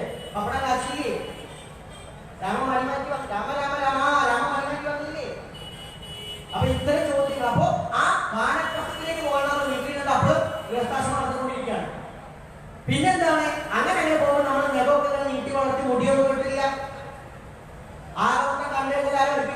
ഭക്ഷണം കുറച്ചു കൊണ്ടുവരുവാൻ അന്നത്തെ കാലത്ത് അല്ലാണ്ട് കെട്ടിപ്പിടിക്കില്ല, ഷുഗറാതി ഭക്ഷണമൊന്നും ഉണ്ടാവില്ല. അങ്ങനെ വരുമ്പോ അവസാനം നമുക്ക് തോന്നും ഈ സന്യസിക്കാം, വിരക്തി വന്നു. വാനപ്രസവത്തിന് പോകുമ്പോ തന്നെ ഭാര്യയ്ക്ക് താല്പര്യം ഉണ്ടെങ്കിൽ കൊണ്ടുപോകണം. ഭാര്യയ്ക്ക് താല്പര്യം ഉണ്ടെങ്കിൽ നിനക്ക് എന്റെ കൂടെ പോരാ പോയതന്നെ. കാട്ടിൽ പോകണമെന്ന് സൂചിക്കാമെന്നല്ലോ. സീത പറഞ്ഞ പോലെ ആരും പറയില്ല രാമ ഞാൻ വരാം, നമ്മളെ പറഞ്ഞ എന്നെ കൊണ്ടുപോകുന്നു പറയുന്നത് കാട്ടിലേക്ക് സൂചിക്കാൻ വേണ്ടി പോകല്ല. ഇപ്പൊ കാടുകളെ ശുദ്ധിപ്പിക്കാനുള്ള കേന്ദ്രമാക്കാൻ വേണ്ടിയിട്ടാണ് ഓരോരുത്തരും പരിശ്രമിക്കുന്നത് അല്ലേ? പണ്ട് കാടുകളെ സൂചിക്കാനുള്ളതല്ല. ഇല്ല എങ്ങനെയൊക്കെ കാട്ടിൽ കൊണ്ടുപോയി ശുദ്ധിപ്പിക്കാം. സുഖം വേണ്ടാന്ന് പറഞ്ഞാലും ഇന്നസെന്റ് കല്യാണരാമിൽ വേണം പറഞ്ഞ സുഖം വേണോ എന്ന് ചോദിച്ചോണ്ട് കാട്ടിലേക്ക് വരുമെന്ന് പറയാം. എന്നാ പണ്ടങ്ങനെയല്ല, കാട്ടിൽ അങ്ങനെ വലിയ സുഖമൊന്നുമില്ല. അപ്പൊ അങ്ങനെ പോകുമ്പോൾ ഭാര്യയ്ക്ക് താല്പര്യം കൊണ്ടുപോവാം. അങ്ങനെ കുറച്ചു കാലം കഴിയുമ്പോൾ സന്യസിക്കാനുള്ള പ്രാപ്തി എന്നാണ് ഭാര്യ, മക്കൾ, പേരക്കുട്ടികൾ, ഈ ചിന്തയൊക്കെ നമുക്ക് അകലും. അങ്ങനെ അകലുമ്പോ സന്യാസം സ്വീകരിക്കാം. സന്യാസം സ്വീകരിച്ചു കഴിഞ്ഞാലോ അവിടെ നമ്മൾ ഉപനയന കാലത്തെ ഒരു പ്രത്യേകതയുണ്ട്. വേദം പഠിക്കണമെങ്കിൽ ഉപനയനം ചെയ്യണമെന്ന് പറഞ്ഞോ? നമ്മൾ പറഞ്ഞോ? ഉപനയനം ചെയ്യുമ്പോൾ ഏത് മന്ത്രം ചൊല്ലാമെന്നറിയോ? ജപിക്കാൻ പറഞ്ഞ ഉപനയനം ചെയ്യുന്ന ഉണ്ണിക്ക് ഗായത്രി മന്ത്രം ഉപദേശിക്കും. പ്രണവം ഓംകാരം ഉപദേശിച്ച് ഗായത്രി ഉപദേശിച്ച് ഉപനയനം ഉപവിധം പൂർണ്ണമായി ഇട്ട് കൊടുക്കും. പിന്നെ ഇയാളെന്താ ആജീവനാംഗം ഈ ഉപനയനം വെച്ചുകൊണ്ട് ഈ ഗായത്രി മന്ത്രം ജപിക്കണം. ഒരു ഹിന്ദു അറിയേണ്ട കാര്യമാണ് കേട്ടോ. അവിടെ ചോന്ന സാരി ഇട്ടവരും പച്ച ചുരിദാറിട്ടവരൊക്കെ പോകണ്ടേ, ഞാനും കാണുന്നുണ്ട്. പക്ഷെ അതൊന്നും നോക്കാണ്ട് ഇങ്ങനെ നോക്കൂ. ഇത് നാളെ ക്രിയ കുറച്ച് നേരം 1.5 മണിക്കൂർ തന്നെ കിട്ടുള്ളൂ. പോയി കഴിഞ്ഞിട്ട് പിന്നെ ചണ്ടാളനെ കണ്ടില്ല എന്ന് പറയുന്നത്. അപ്പൊ അതിന്റെ അവസരം കൂടി കമ്മിറ്റിക്കാൻ ഉണ്ടാക്കിയതാ. ഈ ചണ്ടാളൻ എന്താ സാധനം ചെയ്യുന്നുണ്ട്. അപ്പൊ ഉപനയനം ചെയ്ത് കൊടുത്തു കഴിഞ്ഞാൽ ഈ സന്ധ്യാവന്തന ശേഷം ഗായത്രി മന്ത്രം ജപിക്കണം. 3 നേരം അവരെന്ത് വേണം? സന്ധ്യാവന്തനം. നിങ്ങൾ സിനിമയും സീരിയലെ കാണാൻ വെള്ളം കയ്യിൽ കാണിക്കണം, ഇങ്ങനെ ഒഴിക്കുന്നതാണ്. കണ്ടിട്ടുണ്ടോ? ഓം ഭൂർഭുവസ്വഃ തത്സവിതുർവരേണ്യം ഭർഗോ ദേവസ്യ ധീമഹി ധിയോ യോ ന പ്രചോദയാത്. വെള്ളം എഴുതുന്നത് കണ്ടിട്ടുണ്ടോ? കണ്ടിട്ടില്ലേ? അപ്പൊ അതിന് കാര്യം ചെയ്യും. അത്ര സിനിമ എടുത്ത് കണ്ടോളൂ. അങ്ങനെ കുറച്ച് സിനിമകളുണ്ടാണെങ്കിൽ അമ്പൂതിമാരെ മാത്രം പറഞ്ഞ ഒത്തിരി സിനിമകളുണ്ട്, അതൊക്കെ എടുത്ത് കാണാം. അല്ലെങ്കിൽ നിങ്ങൾക്ക് സന്ധ്യാവന്ദനം എന്ന് പറഞ്ഞ് യൂട്യൂബിൽ അടിച്ചു കൊടുക്കുക, ഗൂഗിളിൽ അടിച്ചു കൊടുക്കുക. ഇതിനൊക്കെ വേണ്ടി ഫോൺ ഉപയോഗിക്കാം. അപ്പൊ പിന്നെ ഈ സന്ധ്യാവന്ദനം 3 നേരം ചെയ്യണം. എങ്ങനെയാ? കാലത്ത് സൂര്യൻ ഉദിച്ചു കഴിഞ്ഞാൽ ഉദിക്കിനോട് കൂടിയിട്ട് സന്ധ്യാവന്ദനം ചെയ്യണം. ഗായത്രി മന്ത്രത്തോടെ അർച്ചന ചെയ്യണം. അതിനുശേഷം അഗ്നിഹോത്രം ചെയ്യണം. ഒരു വൈദിക വിപ്രകാരം അഗ്നിഹോത്രം, അഗ്നി ജ്വലിപ്പിച്ച് അതിൽ വേദമന്ത്രങ്ങൾ കൊണ്ട് ആഹൂതി ചെയ്യുന്നതാണ് അഗ്നിഹോത്രം. ആഹൂതി ഞാൻ സാധാരണ ഭാഷയിലാണ് പറയാൻ ആഗ്രഹിക്കുന്നത്. അതിലെന്താണ്? ഈ ഹോമിക്കാനുള്ള സാധനങ്ങൾ വാരിയിടുക, നെയ്യൊഴിക്കുക, അങ്ങനെ അഗ്നിയെ ആരാധിക്കണം. സന്ധ്യാവന്തനം പിന്നെ ഇത് രാവിലെയാണ്. ഉച്ചയ്ക്ക് നട്ടുച്ചയ്ക്ക് എന്ത് ചെയ്യണം? മധ്യാഹ്ന സന്ധ്യാവന്തനല്ലേ? മധ്യാഹ്നത്തിൽ ചിലപ്പോൾ രാവിലെ ശീത്ത് വൈകിട്ട്. അപ്പൊ ഉച്ചയ്ക്ക് സന്ധ്യാവന്തനം ചെയ്യണം. കൂടാതെ വൈകിട്ട് സൂര്യൻ അസ്തമിക്കുമ്പോൾ എന്താണ്? ഒരു സന്ധ്യാവന്തനല്ലേ? അപ്പോഴും ഈ സാധനം ചെയ്യണം. അപ്പോഴും അഗ്നിഹോത്രം ചെയ്യണം വൈകിട്ട്. ഈ അഗ്നിഹോത്രം ചെയ്യാൻ പറഞ്ഞു കഴിഞ്ഞാൽ എപ്പോഴാണ്? സൂര്യൻ ഉദിക്കനോട് കൂടിയിട്ടാണ് പറഞ്ഞത്. നമ്മൾ ഗണപതി ഹോമം നടത്തുമെങ്കിൽ നിങ്ങൾ ഇവിടുത്തെ ശാന്തിക്കാരോട് എന്താ പറയാ? തിരുമേനി നാളെ പാല് കാച്ചലാണ്, അല്ലെങ്കിൽ ഗൃഹപ്രവേശമാണ്. തിരുമേനി കാലത്തെ ഒരു 1-1.5 മണിക്ക് വന്ന് ഗണപതി ഹോമത്തിൽ കുത്തിയിരിക്കണം പറയും. നേരത്തെ തന്നെ തുടങ്ങുന്ന നമ്മളെ കാഴ്ചപ്പാട്. അയാൾ 5 മണി കഴിഞ്ഞ് വന്നാൽ നമ്മൾ അറിയാം നേരം വെളുത്തിന് എന്ത് ഗണപതി ഹോമം? വൈദിക പ്രകാരം ഹോമം നടത്തേണ്ടത് സൂര്യന്റെ ഉദയത്തോട് ബന്ധപ്പെട്ട. അപ്പൊ അല്ലാണ്ട് അത് കഴിഞ്ഞിട്ട് വേണമെന്നില്ല. ക്ഷേത്രത്തിൽ തന്നെ അദ്ദേഹം കുറച്ച് കഴിഞ്ഞ് കഴിഞ്ഞാൽ നിങ്ങൾ കച്ചവടം ചിലപ്പോ അയ്യോ ഈ തിരുമേനിക്ക് ഒരു ചുക്ക് പറയില്ല. അയാൾ എന്ത് പറഞ്ഞാൽ നമ്മൾ ചോദിക്കില്ല. എന്താണ് നമ്മൾ കണ്ടിരിക്കണം? അങ്ങനെയാണ് നമ്മൾ ഹിന്ദുക്കളുടെ പ്രത്യേകത. അങ്ങനെ നമ്മൾ കണ്ടത് മാത്രം ശരി, കേട്ടത് മാത്രം ശരിയില്ല, അപ്പോഴും ശരികളും. അപ്പൊ അതുകൊണ്ട് ഈ 3 സന്ധ്യാവന്തനങ്ങൾ, 2 അഗ്നിഹോത്രം ഒരു വൈദിക പ്രകാരം ജീവിക്കേണ്ട ഒരു ബ്രഹ്മചാരി ചെയ്യണം. അതിനുശേഷം ഗൃഹസ്ഥാശ്രമകാലത്തും ചെയ്യണം. ഇതൊന്നും മുടക്കാൻ പറ്റാൻ പറ്റില്ല. ഗായത്രി മന്ത്രം കേട്ട് കഴിഞ്ഞാൽ എന്താ വെച്ചാല് അത് മരിക്കുന്നവരെ ജപിക്കണം. ഇവിടെ ഗായത്രി മന്ത്രം ജപിക്കുന്നവരൊക്കെ ഉണ്ടായിരിക്കും. മരിക്കുന്നവരെ ജപിക്കണം. ആ ജപം ഇടയ്ക്ക് നിർത്താൻ പാടില്ല. ഗായത്രി ജപിച്ചത് കൊണ്ട് ഒരു ഗുണമില്ല എന്നാ പറയാ. ഒരു ഗുണമില്ല. പക്ഷേ ജപിച്ചില്ലെങ്കിലോ പാപമാണ്. ഗായത്രി മന്ത്ര ഉപദേശം കിട്ടി ജപിച്ചില്ലെങ്കിൽ അല്ലെങ്കിൽ സന്ധ്യാവന്തനം ചെയ്തില്ലെങ്കിൽ അത് മഹാപാപം. മഹാപാപങ്ങൾക്ക് പരിഹാരവും ഗായത്രി മന്ത്രം ജപിക്കണം. എന്തെങ്കിലും ഒരു ഗുരുവിനെ ഒക്കെ ചവിട്ടിക്കൊള്ളുന്നില്ല. പാപം ഉണ്ടായിരുന്നൊരു കാര്യം ഗായത്രി മന്ത്രം ചോദിച്ചാൽ പാപം ഇല്ലാണ്ടായില്ല. അപ്പൊ കൊന്നിട്ട് ഗായത്രി മന്ത്രം പൊട്ടേഷൻകാർക്ക് ഗായത്രി ഉണ്ടായിരിക്കും. അപ്പൊ അങ്ങനെയല്ല, പാപം ചെയ്തിട്ട് ചെയ്യാനല്ല. നമ്മളങ്ങനെയല്ല. ഞങ്ങളുടെ നാട്ടിലൊരു ഗായത്രിയിലൊരു മലയുണ്ട്. ഈ നാരായണത്തെ ഭ്രാന്തനെ കുറിച്ചുള്ള അറിയാം. ഇവിടെ തുലാമാസം 1-ാം തീയതി ആൾക്കാർ കയറാൻ പോകും. കയറണം എന്തിനാ? പാപം ചെയ്യാനാ. ഈ കൊല്ലം പോയാൽ അടുത്ത കൊല്ലം പോകണം. അപ്പൊ അതിനെന്താ മനസ്സിലാക്കുന്നത്? കൊല്ലാൻ ഭാഗ്യാവുക. അപ്പൊ അങ്ങനെ പാപം ചെയ്ത് പാപം തീർക്കാൻ പോകേണ്ടതല്ല പറഞ്ഞത്. ബോധപൂർവ്വം ഒന്നും ചെയ്യാൻ പാടില്ല. കൂടാതെ വൈദ്യുതി പ്രകാരം ജീവിക്കണമെങ്കിൽ നിത്യേനെ പഞ്ചമഹായജ്ഞങ്ങൾ ചെയ്യണം. പഞ്ചമഹായജ്ഞങ്ങൾ ഏതൊക്കെയാണെന്ന് അറിയോ? ബ്രഹ്മയജ്ഞം, ദേവയജ്ഞം, പിതൃയജ്ഞം, യജ്ഞം, ഭൂതയജ്ഞം. ഇതൊക്കെ നമ്മൾ ചെയ്യാറുള്ളത് നമ്മൾ ചെയ്യുന്ന പാപങ്ങൾക്ക് പരിഹാരമാണ്. ഈ യജ്ഞങ്ങൾ നമ്മൾ ചെയ്തേ പറ്റുള്ളൂ. അതുകൊണ്ടാണ് നമ്മൾ വേദമന്ത്രങ്ങൾ പഠിക്കുന്ന സമയത്ത് കൂടാതെ നമ്മൾ സന്ധ്യാവന്തനം ചെയ്യണം, ദേവപൂജ ചെയ്യണം, പിതൃപൂജ ചെയ്യണം. നാളെ പിതൃയജ്ഞം നടക്കുന്നുണ്ടോ? അല്ലേ? പിതൃയജ്ഞം നടക്കുന്നില്ലേ? നാളെ ബലിയിടലില്ലേ? ഈ ബലി ഇടുന്നത് എന്തിനു വേണ്ടിയിട്ടാ? സാധാരണ നമ്മളെ എന്താ ചെയ്തിരിക്കുന്ന സമയം അച്ഛനമ്മയും ജീവിച്ചിരിക്കുന്നത് തള്ളേ ഇങ്ങനെ മാറി നിൽക്ക്, തള്ളേ മാറി നിൽക്ക്. നമുക്ക് ഒന്ന് നോക്കാനും കൂടി നേരം ഉണ്ടാവില്ല. ഇവിടെ ദൂരത്തൊക്കെ നമ്മൾ ജോലി അച്ഛനമ്മ നോക്കാൻ സമയം ഉണ്ടാവില്ല. മരിച്ചു കഴിഞ്ഞാലോ നമുക്ക് നമ്മുടെ സമയം ഉണ്ടാക്കിക്കൊണ്ട് ഈ ബലിയിടും. സത്യത്തിൽ എന്താണ് ഈ ബലി കൊണ്ട് അർത്ഥമാക്കിയത്? ഈ മരിച്ചു കഴിഞ്ഞതിന് ശേഷം മാത്രം ഈ അച്ഛനമ്മമാർക്ക് ചോറ് കൊടുക്കുന്ന പരിപാടിയാണോ? അവിടെ കാര്യമുണ്ടോ? ജീവിച്ചിരിക്കുന്ന കാലത്ത് കൊടുത്തില്ല. പ്രഭാഷണം പോകാതിരിക്കുന്നു. അപ്പം അച്ഛനമ്മയും ജീവിച്ചിരിക്കുന്ന കാലത്ത് ഒന്നും കൊടുത്തില്ല. മരിച്ചു കഴിഞ്ഞിട്ട് ഈ മീനിനും കാക്കയ്ക്കും കൊടുക്കുന്നതല്ല. അതല്ല പാരമ്പര്യം. ഋഷിവര്യന്മാർ നമ്മളോട് പറഞ്ഞത് മാതാപിതാക്കൾ ജീവിച്ചിരിക്കും കാലം അവരെ നിങ്ങൾ സംരക്ഷിക്കണം. അവർക്ക് അന്നം കൊടുക്കണം, വസ്ത്രം കൊടുക്കണം, വേണ്ട പരിചരണം കൊടുക്കണം. അത് നമ്മുടെ ഓരോരുത്തരുടെയും ഉത്തരവാദിത്തമാണ്. അത് നിത്യേന നമ്മെ ഓർമ്മപ്പെടുത്തുന്നതാണ് ഈ പിതൃയജ്ഞം. ഈ അരിയിനെ കൊണ്ടുപോയി മീനിന് കൊടുക്കുന്നതും കാക്കയ്ക്ക് കൊടുക്കുന്നതും ശ്രേഷ്ഠം തന്നെയാണെങ്കിൽ ജീവിച്ചിരിക്കുന്ന കാലത്തെ സ്വന്തം മാതാപിതാക്കൾക്ക് ഒരു പിടി ചോറ് വാരി കൊടുത്തില്ലെങ്കിൽ അവരെ ഈ ഒരു യജ്ഞം ചെയ്തുകൊണ്ടൊരു കാര്യവുമില്ല. അപ്പൊ ഈ യജ്ഞം ചെയ്യുമ്പോൾ നിങ്ങൾ ചിന്തിക്കുക. ഇത് മാത്രമല്ല സന്ധ്യാവന്തനത്തിൽ നിത്യേന വെള്ളം എടുത്ത് കുറെ വെള്ളം ഒഴിക്കുന്നതല്ല സന്ധ്യാവന്തനം. സന്ധ്യയ്ക്ക് വന്ദിക്കാനാണ് മക്കളെ ഋഷിവര്യന്മാർ പറഞ്ഞത്. സന്ധ്യ എന്ന് പറഞ്ഞാൽ സന്ധിക്കുന്നതുമാണ്. നിങ്ങൾ ശ്വാസോച്ഛ്വാസം ചെയ്യുമ്പോൾ നിങ്ങളുടെ ശ്വാസം ഉള്ളിലേക്ക് എടുത്ത് പുറത്തേക്ക് വിടുന്നു. നിങ്ങൾ എടുക്കുന്ന ശ്വാസം ഒരു 5 മിനിറ്റ് നിങ്ങൾ ശ്വാസം വലിച്ചാലും 5 മിനിറ്റ് ശ്വാസമല്ല നിങ്ങൾ നിലനിർത്തുന്ന പ്രാണൻ എന്ന് നിങ്ങൾ ചിന്തിക്കുക. കാരണം ബോധപൂർവ്വം നിങ്ങൾ വലിക്കുന്ന ശ്വാസമല്ല. ഇപ്പോൾ നിങ്ങൾ വലിച്ചുകൊണ്ടിരിക്കുന്ന ശ്വാസം എത്ര പരിമിതമാണെന്ന് ചിന്തിക്കുക. നിങ്ങൾ പോലും അറിയാതെയാണ് നിങ്ങൾ ശ്വാസം വലിക്കുന്നത്. അത്രയും സെക്കൻഡ് പൾസേ ഉള്ളൂ ആ ശ്വാസോച്ഛ്വാസത്തിന്. അത് നിലയ്ക്കുമ്പോഴാണ് മരിച്ചു എന്ന് പറയുന്നത്. അതായത് ഒരു ശ്വാസം എടുത്ത് മറ്റൊരു ശ്വാസത്തെ പുറത്തുവിടുമ്പോൾ അത് രണ്ടും തമ്മിൽ സന്ധിക്കുന്നതുമാണ് നിങ്ങളുടെ പ്രാണൻ. ആ പ്രാണനെ നിങ്ങൾ വന്ദിക്കണം.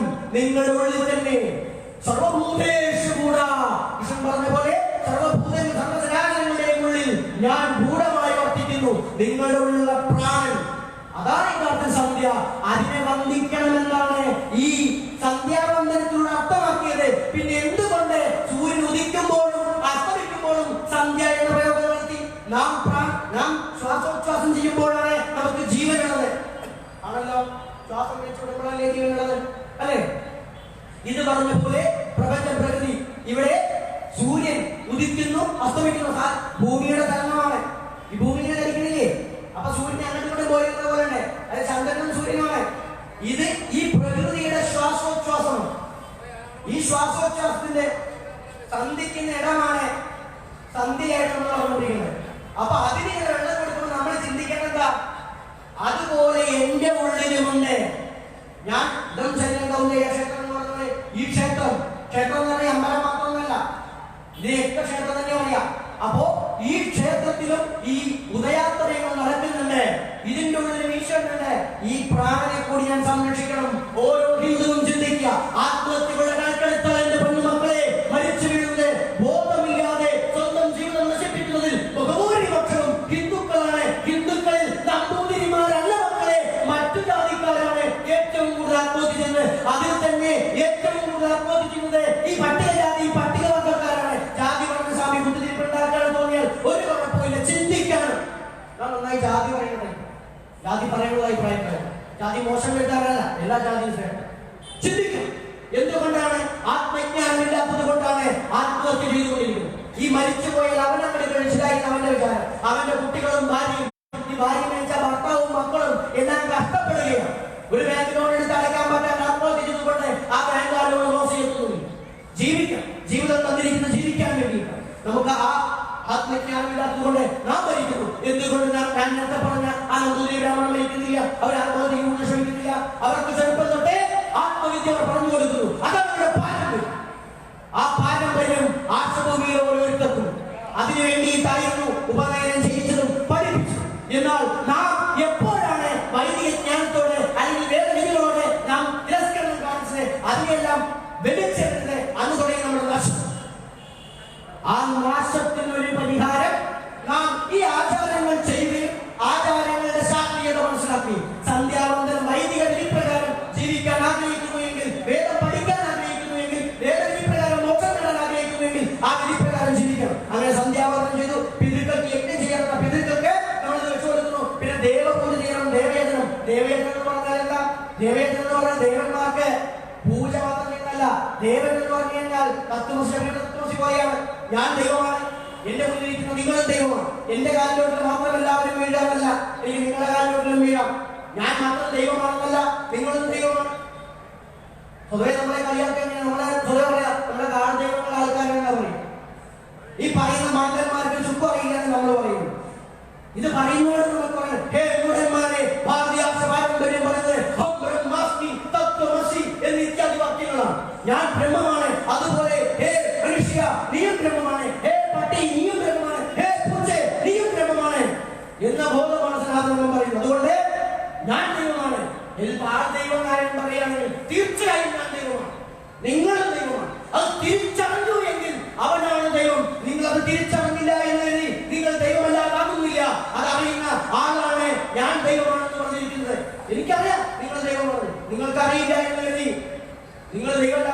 ആരോടോ നിൽക്കുന്നുണ്ട്, ആണിക്കാണ് വലിപ്പമില്ല എന്ന് പറയാം. നമുക്കറിയാതിരിക്കുന്നുണ്ടോ? ആരുടെ വലിപ്പം നമുക്കറിയില്ലേ? ഇത് പറഞ്ഞ പോലെ ഓരോരുത്തരും ദൈവമാണ് നമുക്കറിയാം. അപ്പൊ അതുകൊണ്ട് ദേവയജനം എന്ന് പറഞ്ഞാൽ ദേവൻ വിവേചനം മാത്രം വെച്ചാൽ പോരാ. ഞാൻ കഴിക്കുമ്പോൾ അത് മറ്റുള്ളവർക്കും കൊടുക്കണം. ഈ തിരിച്ചറിവാണ് ദേവനം. അമ്പലത്തിൽ കാര്യമില്ല. ക്ഷേത്രത്തിൽ എങ്ങനെയാണ് പറയുന്നത്? ഇങ്ങനെ തന്നെ പറയാ. ക്ഷേത്രം ഉണ്ടാക്കി വെച്ച തിരിച്ചറിവുകൾക്ക് വേണ്ടിയിട്ടാണ്. അവിടെ നമ്മളെല്ലാം ഒത്തുകൂടണം. ഇതുപോലെ കൂടിക്കൊണ്ട് പഠിക്കണം. കാരണം ഈ കാലഘട്ടത്തിൽ കലികാലത്തിൽ ഗുരുകുലങ്ങൾ ഉണ്ടാകില്ല എന്ന് ഋഷിവര്യന്മാർക്ക് അറിയാമായിരുന്നു, ആചാര്യന്മാർക്ക് അറിയാമായിരുന്നു. അതുകൊണ്ടാണ് ക്ഷേത്രം ഉണ്ടാക്കി വെച്ചത്. അവിടെ നമ്മൾ കൂടുകയുള്ളൂ. അവിടെ കൂട്ടിക്കഴിഞ്ഞാൽ പ്രത്യേകത ഞാൻ കമ്മ്യൂണിസ്റ്റാണ്, ഞാൻ കോൺഗ്രസ്സാണ്, BJP ആണ്, ലീഗാണ്, പിന്നെ നിങ്ങൾക്ക് കുറെ സാധനങ്ങളുണ്ടല്ലോ, പിന്നെ പാലനാട് പറയാനുണ്ട്. അവിടെ കുത്തിരിപ്പുണ്ടാക്കാൻ പറ്റുമോ നമുക്ക്? ഇതൊന്നാണ് ദൈവത്തിന്റെ മുന്നിൽ നമ്മളെല്ലാം മക്കളാണ്, നമ്മളെല്ലാം ഭക്തരാണ്. ഭക്തൻ പറയാൻ പറ്റില്ല എന്ന് പറയുന്ന കാലമാണ്. എന്തായാലും നമ്മളൊക്കെ ഭക്തനാണ്. അപ്പോ ആ ഭക്തന് വന്ന് ഈ അറിവുകൾ കാരണം ദേവയജനം ചെയ്യുമ്പോൾ, ദേവപൂജ ക്ഷേത്രത്തിൽ പോകുമ്പോൾ നമ്മൾ തിരിച്ചറിയുന്നതാണ് ഇത് മാത്രമല്ല, എന്റെ തൊട്ട അയൽവാസിക്ക് എന്തൊരു ബുദ്ധിമുട്ടുണ്ടെങ്കിൽ അതുകൂടി ചിന്തിക്കുമ്പോഴേ ദേവയജ്ഞം പൂർത്തിയാകുള്ളൂ. ഭൂതയജ്ഞമാണ് അടുത്ത യജ്ഞം. ആ ഭൂതയജ്ഞം എന്ന് പറഞ്ഞാൽ, ഭൂതം എന്ന് പറഞ്ഞാൽ നമ്മൾ വിചാരിക്കും ഭൂതപ്പാട്ടിലെ ഭൂതാണെന്ന്. കുറെ കുറച്ച് ഭൂതമാണ് ഉണ്ടായി. നമ്മൾ ഒഴിച്ചുള്ള സകല ശരാശരങ്ങൾക്കും തിന്നാൻ കൊടുക്കുന്നതിനാണ് ഭൂതയജ്ഞം എന്ന് പറയാ. ഇനി എങ്ങനെ ഒരു കാര്യം ചെയ്യാം, ചോറൊക്കെ ആയി കഴിഞ്ഞാലേ നമ്മളിവിടെ ചോറ് വെക്കില്ലേ, ഭക്ഷണം. ഈ ഭക്ഷണമൊക്കെ ആയി കഴിഞ്ഞാൽ പറ്റുകയാണെങ്കിൽ നമ്മൾ കഴിക്കുന്നതിന് മുമ്പായിട്ട് ഒരു താഴ് ചോറ് നിങ്ങളുടെ വീടിന്റെ വടക്ക് ഭാഗത്തോ കിഴക്ക് ഭാഗത്തോ പടിഞ്ഞാറ് ഭാഗത്തോ ഏതെങ്കിലും ഒരു ഭാഗത്തുണ്ടെങ്കിൽ ഏത് ഭാഗത്ത് വെച്ചാലും ശ്രേഷ്ഠം, ഒരു കുഴപ്പമില്ല. അതെന്താണ്, മറ്റ് ശരാശരങ്ങൾ പക്ഷിയോ കാക്കയ്ക്ക് വെച്ചതാന്ന് കോഴി വന്ന് നോക്കുമ്പോഴേ കാക്കല്ല. എന്റെ മുത്തശ്ശൻ ചെയ്യലോട് വരാറുണ്ട്. ആ മറ്റേ കോമഡിയിൽ പോലെ കോമഡി പ്രോഗ്രാമിൽ കാണുന്നുണ്ട്. വിളയേട്ടാ പറഞ്ഞേ. അപ്പൊ അതുകൊണ്ട് ആ വിളയേട്ടൊന്നും വേണ്ട, കാക്കയ്ക്കും വേണ്ട, ഏത് നിന്നാലും കുഴപ്പമില്ല. അപ്പൊ ഏതെങ്കിലും വന്ന് തിന്നട്ടെ. അതിലൊക്കെ കുട്ടി വന്ന് വാരി തിന്നാലും ശരി, പട്ടി വന്ന് വാരി തിന്നാലും ശരി, കല്യാണം അറിയാൻ പോകരുത്. അത് അവർക്ക് നമ്മൾ വെച്ചതാ. അപ്പോ ആ ഭൂതയജ്ഞം എന്ന് പറഞ്ഞു കഴിഞ്ഞാൽ ഇത്തരം സകല ശരാശരങ്ങൾക്ക് ഭക്ഷണം കൊടുക്കാതെ, അതുപോലെ തന്നെ തുളസി നടിക്കണം എന്ന് പറയും. ഇതും ഭൂതയജ്ഞം. തുളസി മാത്രമല്ല ഏത് ചെടി നടിക്കാം. അപ്പൊ അത് അപ്പ നിൽക്കുന്നുണ്ടെങ്കിൽ അത് കമ്മ്യൂണിസ്റ്റ് അപ്പയാണല്ലോ, അത് BJP അപ്പ മാത്രമായാലേ നമ്മൾ ആവശ്യമില്ല. അപ്പവരാണ്, അപ്പെന്താണ് അപ്പച്ചെടിയാണ്. അപ്പൊ അതിന് വെള്ളമൊഴിക്കാം. അതും നമുക്ക് ആവശ്യമോ ഇവിടെ ഉണ്ടാകാം. മുടിയൊക്കെ കഴിഞ്ഞ് വലിയ വെച്ച് കഴിഞ്ഞാൽ അവിടെ പെട്ടെന്ന് വാങ്ങി കിട്ടും. അത് പലപ്പോഴും എടുത്തറിയില്ല. അപ്പൊ എല്ലാം ശ്രേഷ്ഠമാണ്. അതിനൊക്കെ വെള്ളം ഏതിനും വേണമെങ്കിൽ ഏതിനും പ്രത്യേക സ്പെഷ്യൽ വരൊന്നുമില്ല. ഭഗവാൻ സൃഷ്ടിച്ചൊക്കെ ശ്രേഷ്ഠമാണ്.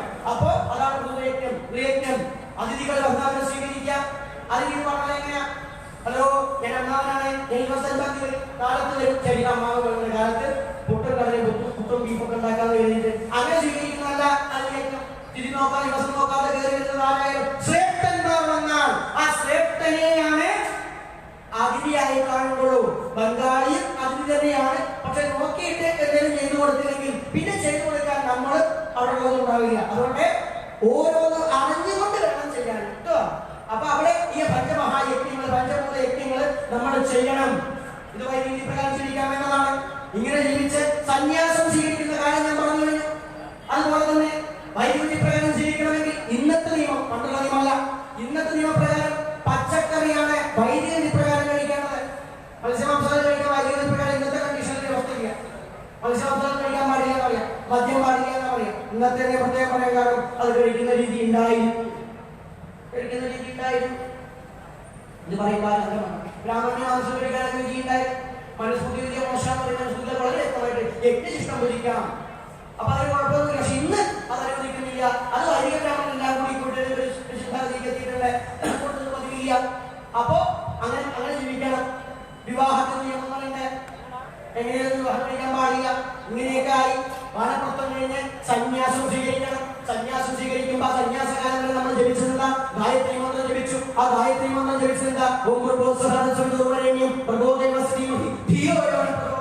ഒരു വൈദികൻ നിത്യേന ജപിക്കുന്നുണ്ട്. അല്ലയോ സുൽത്താനേ, ഞങ്ങളുടെ എവിടെയും ബുദ്ധിയെ ജ്യോതിപ്പിക്കണേ, ബുദ്ധിയെ പ്രകാശിപ്പിക്കണേ, ആ ബുദ്ധിയെ പ്രകാശിപ്പിക്കണേ എന്ന് ഇത്രയും കാലം സന്യാസകാലം സന്യാസിക്കണമെങ്കിൽ സന്യാസിച്ചാൽ പോരാ. വൈദിക വിധിപ്രകാരം ഒരു മനുഷ്യന് പൂർണ്ണത നേടണമെങ്കിൽ അവൻ സന്യസിച്ചേ പറ്റൂ. സന്യസിച്ചാൽ മാത്രമേ അവൻ പൂർണ്ണത അറിയാൻ കഴിയുള്ളൂ. വൈദിക വിധിപ്രകാരം ഇന്നെങ്ങനെയാ? ഇന്ന് കോരനും പോയി പൂണോരിടും, രാമൻ നായരും പോയി പൂണോരിടും, ജോസഫിനും പൂണോരിടാം, വീരാൻകുട്ടിക്കും പൂണോരിടാം. എന്തിനു വേണ്ടിയിട്ടാ? ഈ സാധനം മേത്ത് കയറിയെന്ന് കണ്ടിട്ടോ ഏതൊക്കെ ശരി. അമ്പലത്തിലൊക്കെ വരുമ്പോൾ ശബ്ദം പോയി കഴിഞ്ഞാൽ പൂണോരെ കാണുന്ന സമയത്ത് അതൊരു പ്രത്യേകത. ഒരു ചില സാധിക്കാനൊക്കെ ചെന്ന് കഴിഞ്ഞാൽ നാക്കിലെ നമുക്ക് പ്രസാദം ഈ പൂണോട്ട് നമുക്ക് പൂണില്ല. പൂണിട്ടെടുക്കില്ല. പൂണിട്ടുന്ന കാലത്തായിരുന്നു നമ്മുടെ പറഞ്ഞു. നമ്മളെ പൂണോരൊക്കെ സമയത്ത് നമ്മൾ ചെയ്യുന്ന സമയത്ത് നാക്കയുടെ അവസാനം ചോദ്യമൊന്നുമില്ല. എന്താ പറയാ, അവനവന്റെ ആളുകളോട് ആർക്കുണ്ടാവുമല്ലോ പറയാം. ശാന്തിക്കാരോട് ഒരു പ്രിയക്കാരില്ല. അത് പറഞ്ഞാൽ അങ്ങനെ തരാൻ നിൽക്കും. അപ്പൊ ഇതൊക്കെ നടക്കുമ്പോൾ തന്നെ അപ്പൊ ഇങ്ങനെ കഴിക്കാനൊക്കെ സുഖം. അപ്പൊ ഇത് മേത്ത് കയറി കഴിഞ്ഞാൽ പിന്നെ ജന്മന ഈ സാധനം ഉപേക്ഷിക്കാൻ തയ്യാറാകില്ല. ഈ പൂണൂരിടാന്ന് പറഞ്ഞു കഴിഞ്ഞാൽ ആ ജീവനാന്ന് ഇതിനെ ഏറ്റുകൊണ്ട് നടക്കാവുന്നതല്ല. ഇത് ഇട്ട് കഴിഞ്ഞാൽ കണ്ട മനസ്സിലാക്കുന്നതാണ്. ഇവൻ പഠിക്കുന്നവനാണ്, വേദം പഠിക്കുന്നവനാണ്, ഇവൻ പഠിച്ചുകൊണ്ടിരിക്കുന്ന ബ്രഹ്മചാരിയാണ്, ബഹുമാനിക്കണം, ബ്രഹ്മചാരിയാണ്. പക്ഷേ ഇത് ഇങ്ങനെ ഇട്ടിട്ട് നടക്കുന്നവർക്ക് മനസ്സിലാക്കേണ്ടതാണ് ഇവൻ എന്തായാലും പൂർണ്ണത നേടാൻ ശരിയ ബ്രാഹ്മണനായിട്ടില്ല. ബ്രാഹ്മണനാകാന്ന് പറഞ്ഞാൽ ബ്രഹ്മജ്ഞാനം ചെയ്യണം. ബ്രഹ്മജ്ഞാനം വെച്ചു കഴിഞ്ഞാൽ ഈ ബാഹ്യമായ പൂർണ്ണത എന്ത് ചെയ്യും? ആന്തരികമാകും. അപ്പോൾ എന്ത് ചെയ്യും? അവൻ സന്യാസത്തിലേക്ക് പ്രവേശിച്ചു. എന്താണ്? അവനാ ബോധം വന്നു, ഇനിയൊന്നുമില്ല. അപ്പൊ തീർച്ചയായിട്ടും എന്ത് ചെയ്യും? ഈ ഗുരുവിനോട് ചോദിക്കും. ഗുരുവിനോട് ചോദിക്കണം, അല്ലയോ ഗുരു, എനിക്ക് സന്യാസം സ്വീകരിക്കണം, ഞാൻ ഗായത്രി മന്ത്രം നിത്യേന ജപിക്കുന്നുണ്ട്. എന്താണ്? ഞങ്ങളുടെ ബുദ്ധിയെ പ്രകാശിപ്പിക്കണേ, ഞങ്ങളുടെ ബുദ്ധിയെ പ്രകാശിപ്പിക്കണേ. നമ്മൾ മാത്രം കേട്ടോ, നമ്മുടെ നമസ്കാരം ആദ്യം ഉണ്ടായിരുന്നു. ഈ പ്രവാചകൻ മുഹമ്മദ് നബിയെ കുറിച്ച് കേട്ടിട്ടുള്ള അറിയില്ല. ആ ചങ്ങാതി പ്രാർത്ഥിക്കുന്ന സമയത്തായവർ അവരുടെ സങ്കല്പത്തിൽ അള്ളാഹ് സങ്കല്പം, ആ അള്ളാഹ് സങ്കല്പം അല്ലയോ മുഹമ്മദേ, അല്ലയോ മുഹമ്മദേ, നീ നിന്റെ നിസ്കാരത്തിൽ ഏതെങ്കിലും ഒരു സമയത്ത് നീ എന്നോട് പ്രാർത്ഥിക്കുക. എന്താണ്? ഞങ്ങളുടെ എന്റെ അറിവിനെ വളർത്തിത്തരണേ. മുഹമ്മദിയെ പ്രാർത്ഥിക്കണം. അതായത് എന്റെ അറിവിനെ വളർത്തിത്തരണേ എന്ന് പ്രാർത്ഥിക്കണം മുഹമ്മദിനോട് അവരുടെ വിശ്വാസം പറയും. അതായത് ഗായത്രി മന്ത്രം ജപിക്കണമെന്ന് അറബിയിൽ പറഞ്ഞു എന്ന് മാത്രമേ ഉള്ളൂ. ഗായത്രി പറയില്ലാന്ന് മാത്രമേ ഉള്ളൂ. ഗായത്രി എന്ന് പറഞ്ഞ പ്രശ്നമായി നമ്മുടെ സംസ്കാരത്തിൽ ശരി ഇതൊരാക്കാത്ത പ്രാർത്ഥന ഉൾപ്പെടുത്തണം പറഞ്ഞു. അദ്ദേഹം മരിക്കുന്നവരെ അത് പറഞ്ഞിട്ടുണ്ട്. അപ്പോ ഞങ്ങളുടെ ബുദ്ധിയെ പ്രകാശിപ്പിക്കണേ എന്ന് പറഞ്ഞ് ഗുരുവിനോട് ചോദിക്കും. ഗുരുവോ, ഇത്രയും കാലം ഞങ്ങളുടെ ബുദ്ധിയെ പ്രകാശിപ്പിക്കണേ എന്ന് പറഞ്ഞു. എന്തിനാണ് ഈ പ്രകാശിക്കുന്നത്? എന്തിനാ ബുദ്ധി ഉണ്ടാവണേ? എന്തിനാ ബുദ്ധി ഉണ്ടാവണേ? വിദ്യയുടെ പറയാൻ ബുദ്ധി ഉണ്ട്. നമ്മളെ ബുദ്ധി ഉണ്ടെന്നാണ് അല്ല. അതേ ബുദ്ധി ഉണ്ടെങ്കിൽ നമ്മളെ ഇങ്ങനെ കഷ്ടപ്പെടില്ലായിരുന്നു. നമ്മളെല്ലാം പോയി ഇവരെ അന്തപ്പെട്ട് നോക്കിയിരിക്കും. ഇപ്പോഴും ബോധം വന്നിട്ടില്ല, എവിടെ നമ്മൾ ബുദ്ധി എടുത്തില്ല. അപ്പൊ നമ്മൾ ഈ ബുദ്ധി ഉണ്ടാവണേ എന്തിനാ പറയുന്നത് ഗുരുവിനോട് ചോദിക്കും. അപ്പൊ ഗുരു എന്ന് പറയും, ഇന്നതിനാണ് ബുദ്ധി ഉണ്ടാകുന്നത്, അത് നീ ചെയ്യണം. ഈ ഉപദേശമാണ് സന്യാസിന് കൊടുക്കുന്നത്. അതാണ് ഗായത്രി മന്ത്രത്തിന്റെ 4ാമത്തെ കാലം. 3 കാലം വെച്ചിട്ടാണ് ഉപനയനം ചെയ്തവർ നടക്കുന്നത്. 4ാമത്തെ കാലം അവസാനത്തിലേക്ക് കിട്ടുള്ളൂ. ആ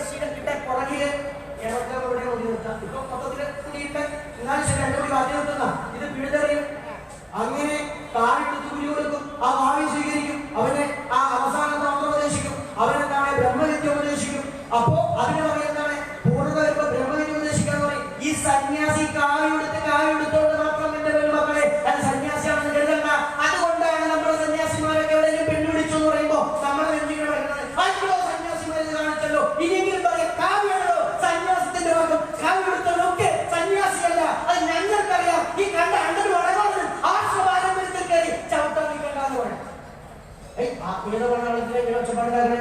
ഈ ഒച്ചപ്പാടിന് രാഷ്ട്രീയക്കാർക്ക് മാത്രം പാടുള്ളൂ. ഞാൻ പിന്നെ നമ്മൾ സന്യാസിയല്ല.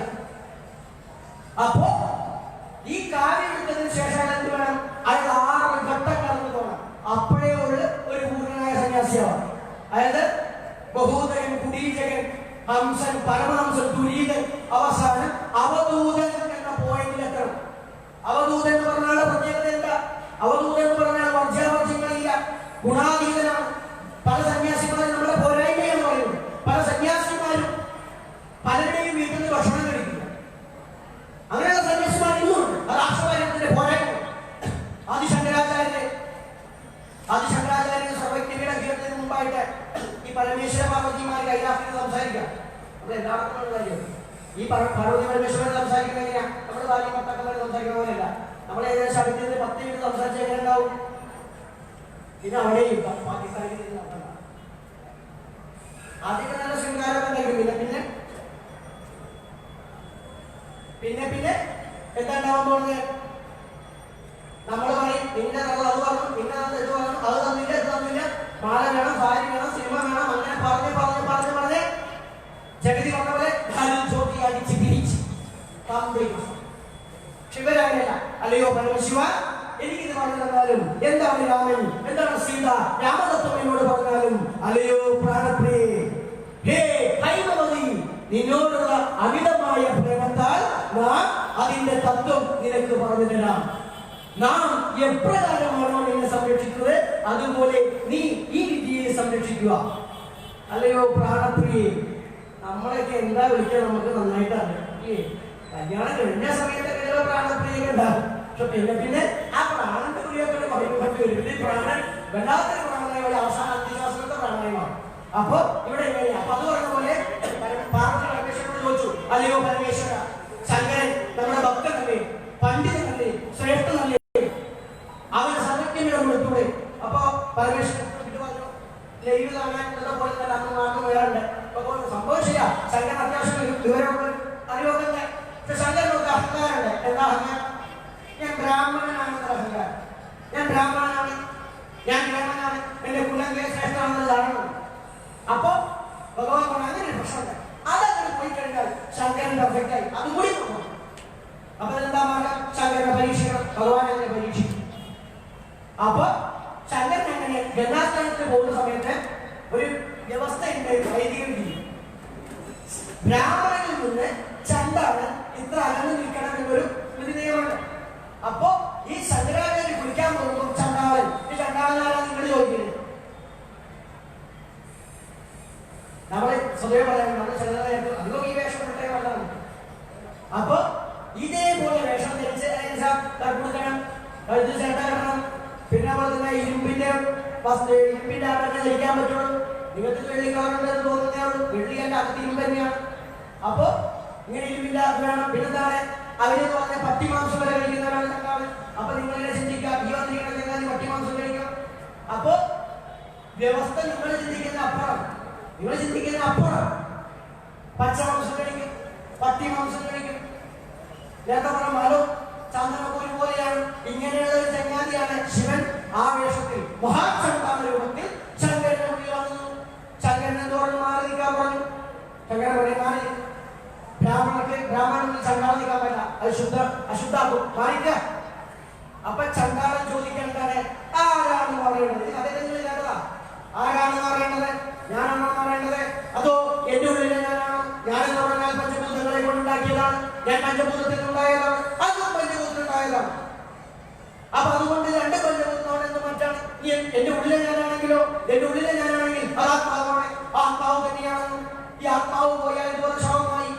ഇതൊക്കെ കേട്ടപ്പോ ശങ്കരൻ ചിന്തിക്കുന്നതാണ്, ഹംപടകേമ, ഞാൻ ഇത്രയും കാലം ബുദ്ധിക്കെട്ട് പഠിച്ചിട്ട് എത്രയോ പഠിക്കേണ്ടി വന്ന ഈ ആത്മബോധത്തിന് വേണ്ടി. എന്നാൽ ഒരു ചണ്ടാളൻ എന്ന് പറയുന്നു, ഈ ചണ്ടാളനോ ആത്മവിദ്യ അറിയാം. അങ്ങനെ ശങ്കരൻ തിരിച്ചെന്താണ്? ചണ്ടാളനോ ബ്രാഹ്മണനോ ക്ഷത്രിയനോ വൈശ്യനോ ശൂദ്രനോ പട്ടിയോ വ്യത്യാസമില്ല, സകലത്തിലും സ്ഫുരിക്കുന്നത് ബ്രഹ്മതത്വം തന്നെ എന്ന ബോധമുണ്ടായി. ശങ്കരൻ ചണ്ടാളന്റെ കാഴ്ചവെട്ടിൽ വീണു.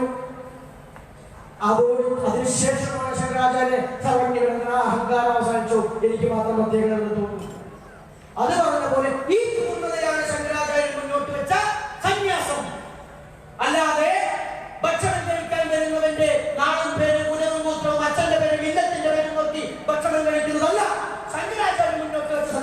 വ്യത്യാസം. സന്യാസത്തിന് പ്രാക്ടീസ് ചെയ്യുന്നവർക്ക് ഈ നിയമമൊക്കെ ഉണ്ടാവും. അതുകൊണ്ട് തിരിച്ചറിയാം, പ്രാക്ടീസന്മാരല്ല മക്കളെ സന്യാസി, പ്രാക്ടീസ് പൂർത്തീകരിച്ചാണ്. ഇത് മനസ്സിലാക്കാം. പ്രാക്ടീസ് ചെയ്യുന്നതിന് അവർ ഉന്നക്കായി കഴിക്കാൻ പാടില്ല, മുളകി കഴിക്കാൻ പാടില്ല, മത്സ്യം കഴിക്കാൻ പാടില്ല, മത്സ്യചോറുണ്ണാൻ പാടില്ല, ഒത്തിരി നിയമങ്ങളുണ്ട്. സന്യാസിക്ക് അതുപോലെ ഒരു സ്ഥലത്ത് സ്ഥിരമായി താമസിക്കാൻ പാടില്ല, ബിൽഡിംഗ് കെട്ടാൻ പാടില്ല, സ്മാർട്ട് ഫോൺ ഉപയോഗിക്കാൻ പാടില്ല, കാർ ഉപയോഗിക്കാൻ പാടില്ല. അപ്പൊ നമ്മുടെ കാണുന്ന ആരോഗ്യ സന്യാസി, യഥാർത്ഥ സന്യാസി അവിടെ മറ്റ് അവർ ചെയ്യുന്നത് മോശക്കാരല്ല, അവർ സന്യാസത്തിന് പ്രാക്ടീസ് ചെയ്യുന്നത്. സന്യാസിന് ബ്രാഹ്മണനാണ് നിജൻ എന്ന് പറഞ്ഞ പോലെ സന്യാസിയാണ് പ്രാക്ടീസ് ചെയ്യുന്നവരെന്നാൽ പൂർണ്ണ അവധൂതനാണ്. അപ്പൊ അവൻ അവധൂതം നേടിക്കഴിഞ്ഞാൽ അവനാണ് മോക്ഷം നേടുക. ഓരോരുത്തരും മോക്ഷം നമ്മൾ വേദം പഠിച്ചിട്ടില്ല, നമുക്കതറിയില്ല. പിന്നെ എങ്ങനെ നമ്മൾ മോക്ഷം നേടും? അവിടെയാണ് തന്ത്രം എന്ന മഹാശബ്ദം. വേദം ഉണ്ടായത് ബ്രഹ്മാവിന്റെ മുഖത്ത് നിന്നാണ്. ഞാൻ അതും അറിയണം, ഞാൻ വേദം ഉണ്ടായത് ബ്രഹ്മാവിന്റെ മുഖത്ത് നിന്നാണ്. അപ്പൊ തന്ത്രം ഉണ്ടായതോ തന്ത്രശാസ്ത്രം വിളിച്ചത് വേദാധികാരമില്ലാത്തവർക്ക് വേണ്ടി, ബ്രാഹ്മണനോ ക്ഷത്രിയനോ വൈശ്യനോ അല്ലാത്തവർക്ക് വേണ്ടി, അവർക്ക് ആത്മസാക്ഷാത്കാരം നേടാൻ വേണ്ടി സാക്ഷാത് കൈലാസനാഥൻ നമുക്ക് തന്ന മക്കളെ തന്ത്രം. ആ തന്ത്രം എന്ന് പറയുന്നത് വ്യവസ്ഥതന്ത്രം മാത്രമല്ല, തന്ത്രത്തിന് വ്യത്യസ്ത മുഖങ്ങൾ. എനിക്ക് സമയം കുറച്ചേ ഉള്ളൂ. നമ്മുടെ രാഷ്ട്ര സംസ്കാരം വലുതായിരിക്കും. അത് എത്ര ലോറി കേൾക്കാനും കഴിയില്ല. കൂടുതൽ നമ്മൾ പഠിക്കാത്ത വർഷം മാത്രമേ ഉള്ളൂ. തന്ത്രമൊക്കെ പറയാൻ കഴിയും, ഒത്തിരി പറയാൻ.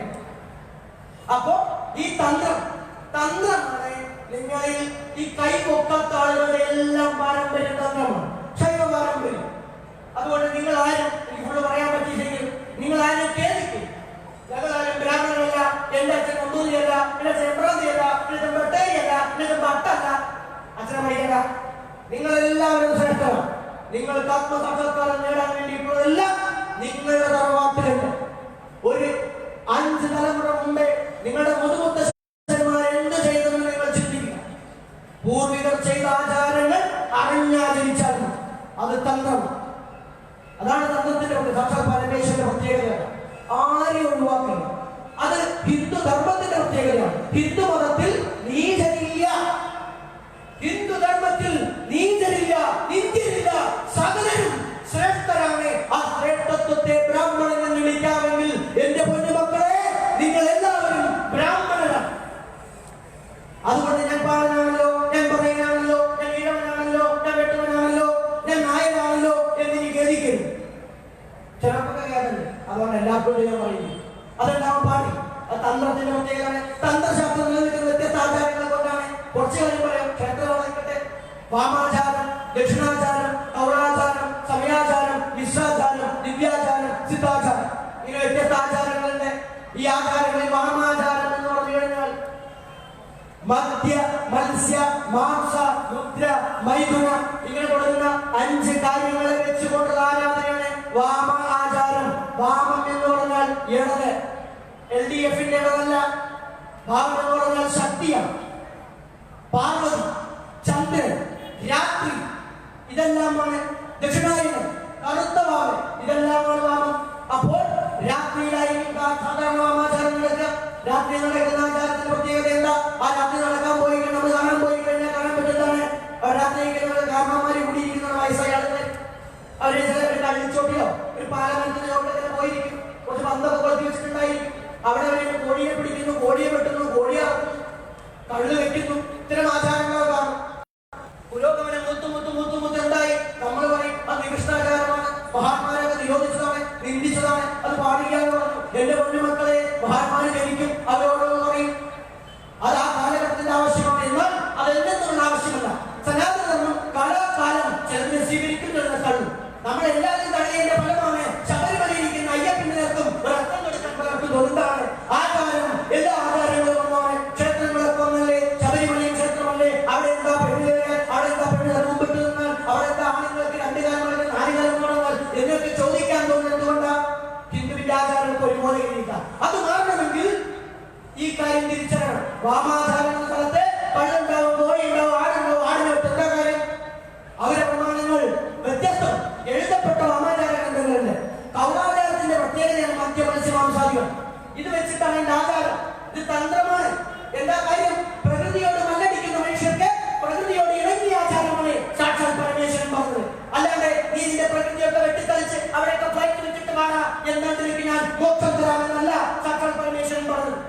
പരമേശ്വരൻ പറഞ്ഞെന്താ? നീ പാടത്ത് പണിയെടുക്കുന്നവനാണോ? നീ കണ്ണിനെ കൊണ്ടുപോയി, പൊത്തിനെ കൊണ്ടുപോയി, കാളയെ കൊണ്ടുപോയി ഉഴുതു കളിക്കുന്നവനാണോ? എന്നാൽ നീ ആ മണ്ണിനിണങ്ങി ആരാധന ചെയ്യൂ, നിനക്ക് ഞാൻ മോക്ഷം തരാം.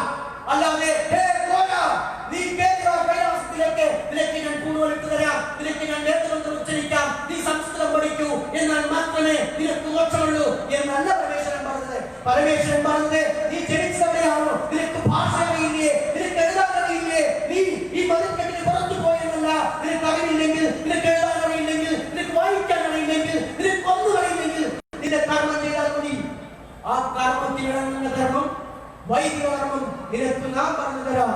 അത്തരത്തിൽ ആളുകളോട് ഭഗവാൻ പറഞ്ഞു, നീ പ്രകൃതിയില്ല, ഈ പോത്തിനെ കൂട്ടാൻ പോകുന്നവൻ പറയാണ്, ഞാൻ മീനിനെ കൊല്ലില്ല, ഞാൻ പാമ്പിനെ കൊല്ലില്ല, ഞാൻ ഞണ്ടിനെ കൊല്ലില്ല എന്ന് പറഞ്ഞെങ്ങനെ ഉണ്ടാവും? പാടത്ത് ഉഴുതു മറിക്കാൻ പറ്റുമോ? ഉഴുതു മറിക്കാൻ പറ്റുമോ? ഉഴുതെന്ന് പറഞ്ഞറിയില്ലേ? ഇവിടെ കൂട്ടാന്നൊക്കെ പറയും. വയലൊക്കെ കളിച്ച് മറിക്കില്ലേ?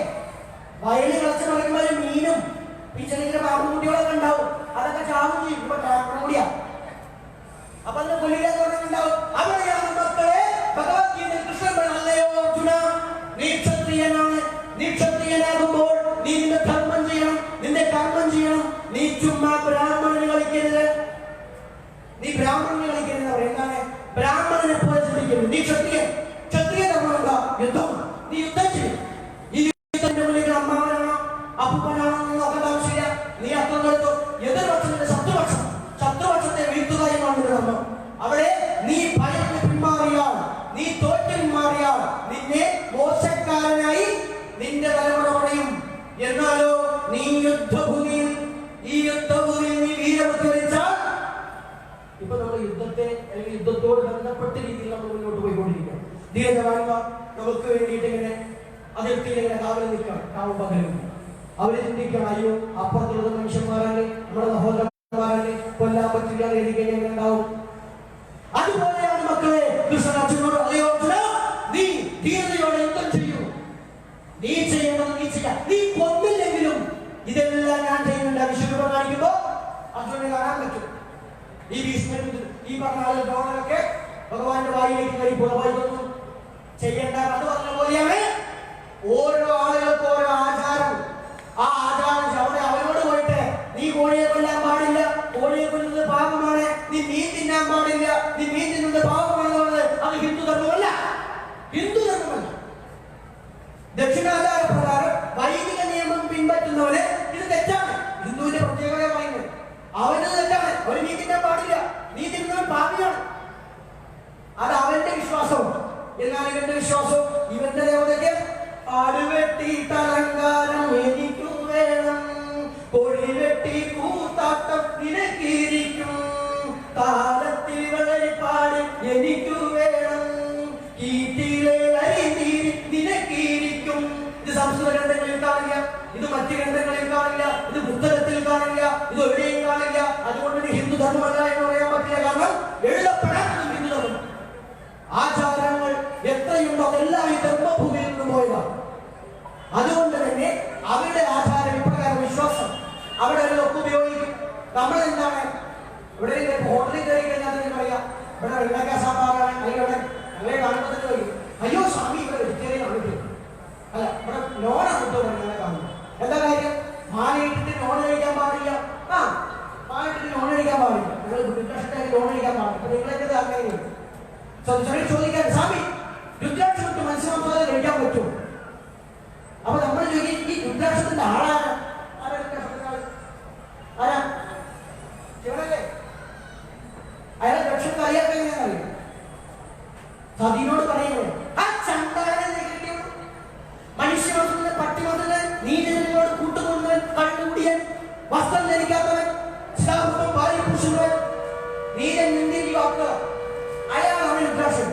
അപ്പൊ നിങ്ങൾ ഈ രുദ്രാക്ഷം ഇടാതിരുത്തിട്ട് നിങ്ങൾ ആക്കാണ്ട് കൊന്ത കെട്ടിട്ട് കാര്യങ്ങൾ ഒരു കുന്തം കിട്ടാൻ പോകുന്നില്ല. നമുക്ക് കൊന്തയൊന്നല്ല പറഞ്ഞത്, നമുക്ക് ഒന്നാന്തരം രുദ്രാക്ഷം തന്നെയാണ്. എല്ലാവർക്കും കഴിക്കാൻ പഞ്ചാക്ഷം കഴിക്കാം. ഇത്തരം ധാരണകളാണ് ഹിന്ദുവിനെ മതം മാറാൻ പ്രേരിപ്പിക്കുന്നത്. കാരണം എന്താ? അവർ സംസ്കൃതം അറിയാണ്ട് മറ്റൊന്നും പഠിക്കാൻ പറ്റില്ല. അപ്പൊ സംസ്കൃതങ്ങൾ എന്താ? അവിടെ പോയി കഴിഞ്ഞാൽ ഒരു പുരുഷന്റെ ശിക്ഷയ്ക്ക് സ്തുതി എന്ന് പറഞ്ഞു കഴിഞ്ഞാൽ അവർ മോക്ഷമാണ്, സ്വർഗത്തിന്റെ ഭാഗത്ത് തുറന്നിട്ടിരിക്കുകയാണ്. അവിടെ പെട്ട ആർക്കെപ്പോ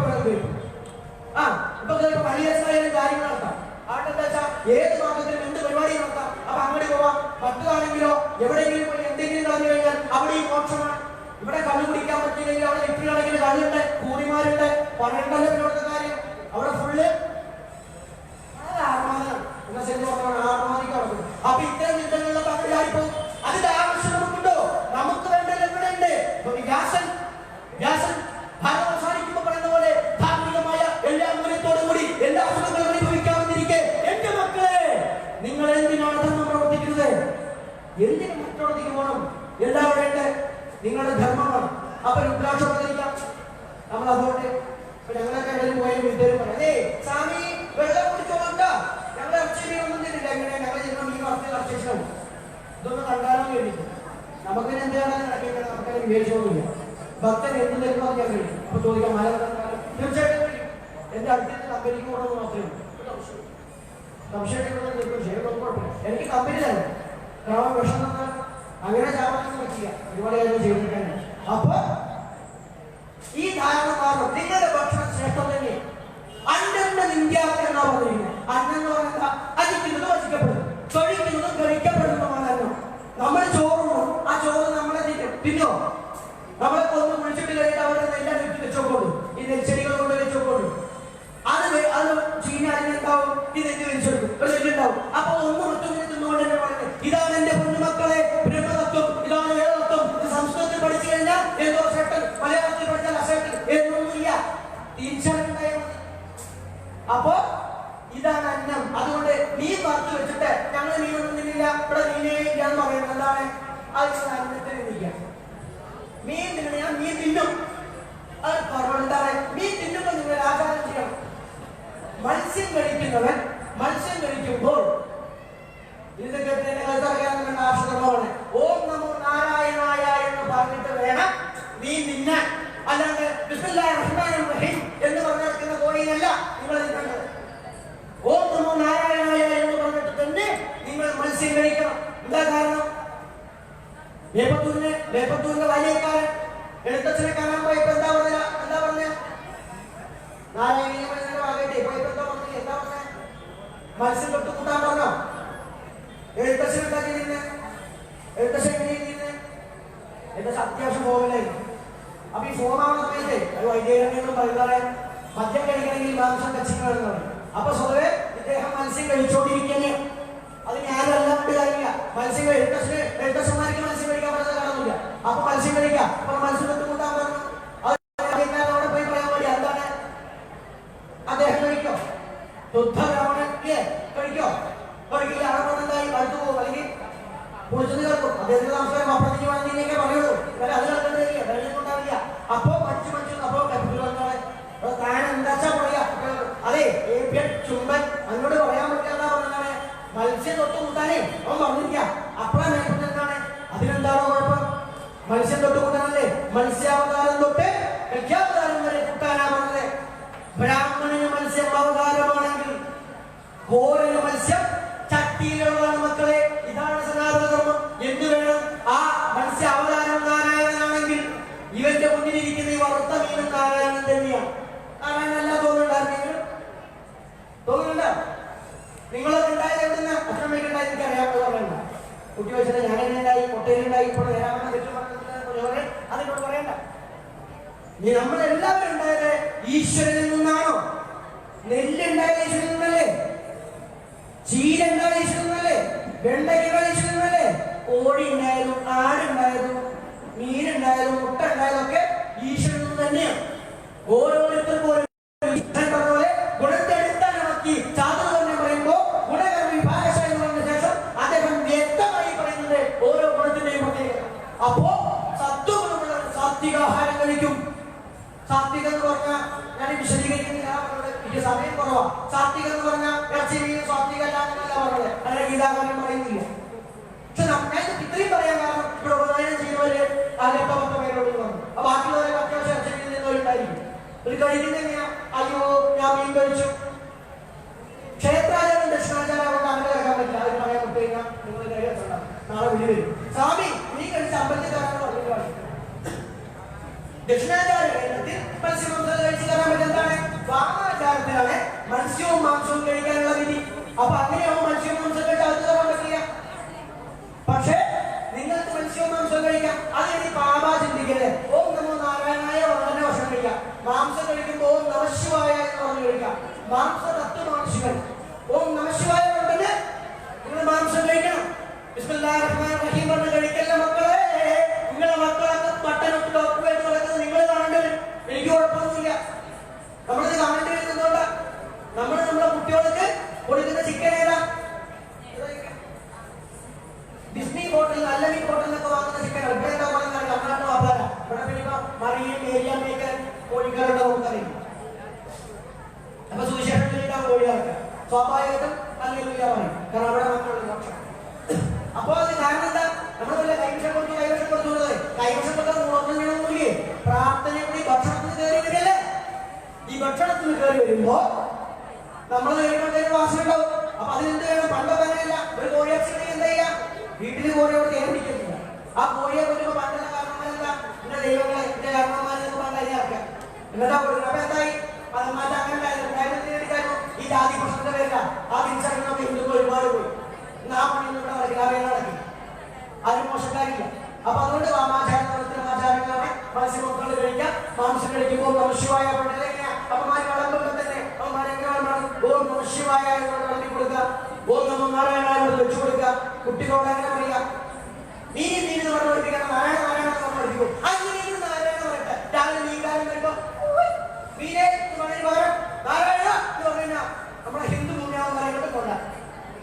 അപ്പൊ ഈ നാരായണ എന്ന് പറയാ, മാംസം ശിവനാണെന്ന് പറയാ. ഇതുപോലെ മുട്ട കഴിക്കുമ്പോൾ നിങ്ങൾ ഓം ബ്രഹ്മണേനമായ എന്ന് പറയാ.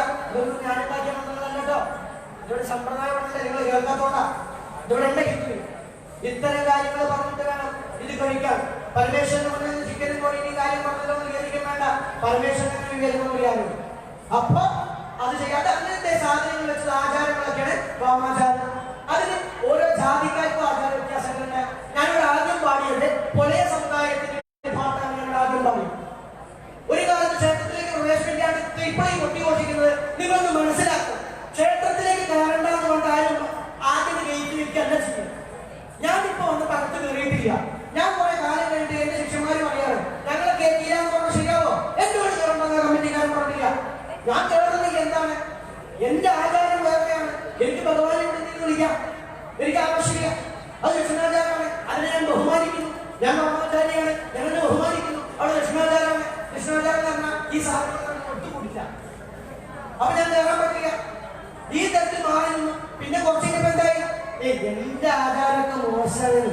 എന്റെ ആചാരം നീചാണ്. ഞാൻ മോശക്കാരനാണ്. അപ്പൊ മറ്റുള്ളവർ പറയുന്നതാണ് ഇവരൊക്കെ മോശക്കാരാവുന്നോ ഇതിനുള്ളിൽ വരികയാണ്. അത് നിങ്ങൾ ആരും കയറണ്ട. ഇത് കയറാൻ പാടില്ല. ഇതെന്തുകൊണ്ടുണ്ടായതാ? ഇത് ഹിന്ദുവിന്റെ ഗ്രന്ഥങ്ങൾ കൊണ്ടാണോ? ഹിന്ദുവിന്റെ ഗ്രന്ഥങ്ങൾ കൊണ്ടല്ല. ഹിന്ദുവിന് ചില മണ്ടന്മാർക്ക് മണ്ടത്തിന് തോന്നിയില്ല. ആ മണ്ടത്തിന് ഇന്നും അവശേഷിക്കുന്നു. ഇന്നും നമ്മുടെ പരിചയത്തിലുള്ള ഒരു ശാന്തിക്കാരൻ, ഒരു പൊലയൻ ശാന്തിക്ക് പോയ സമയത്ത് ക്ഷേത്ര കമ്മിറ്റിക്കാരൊക്കെ വിളിച്ചു. പൊലയൻ ക്ഷേത്ര കമ്മിറ്റി അവിടെ പറഞ്ഞു ഞാൻ പൊലയനാണ് ഒന്നോട് പറഞ്ഞു. ചെന്ന സമയത്ത് അവിടുന്ന് തന്ത്രി ആ സന്തോഷം അല്ലേ എന്റെ ജാതി ഇയാൾ പൊലയനാണ്. അയ്യോ ഞങ്ങൾക്ക് പൊലയൻ വേണ്ട. ഇത് ശിവക്ഷേത്രമാണ്. ആ ശിവനെ പൂജിക്കാൻ പൊലയൻ പറ്റില്ല. ഈ തന്ത്രിക്കാരെ തന്ത്രം പറഞ്ഞത് തന്ത്രിയുടെ ലക്ഷണം തന്ത്രമാണ് വിഷയം. ശിവന്റെ മുഖത്തിലുണ്ടായല്ല. തന്ത്രിയാവണമെങ്കിൽ ശിവത്വം ഉൾക്കൊള്ളണം. ശിവൻ എന്ന് പറഞ്ഞാൽ അഷ്ടഭാഷകൾ വർദ്ധിച്ചവരാണ്.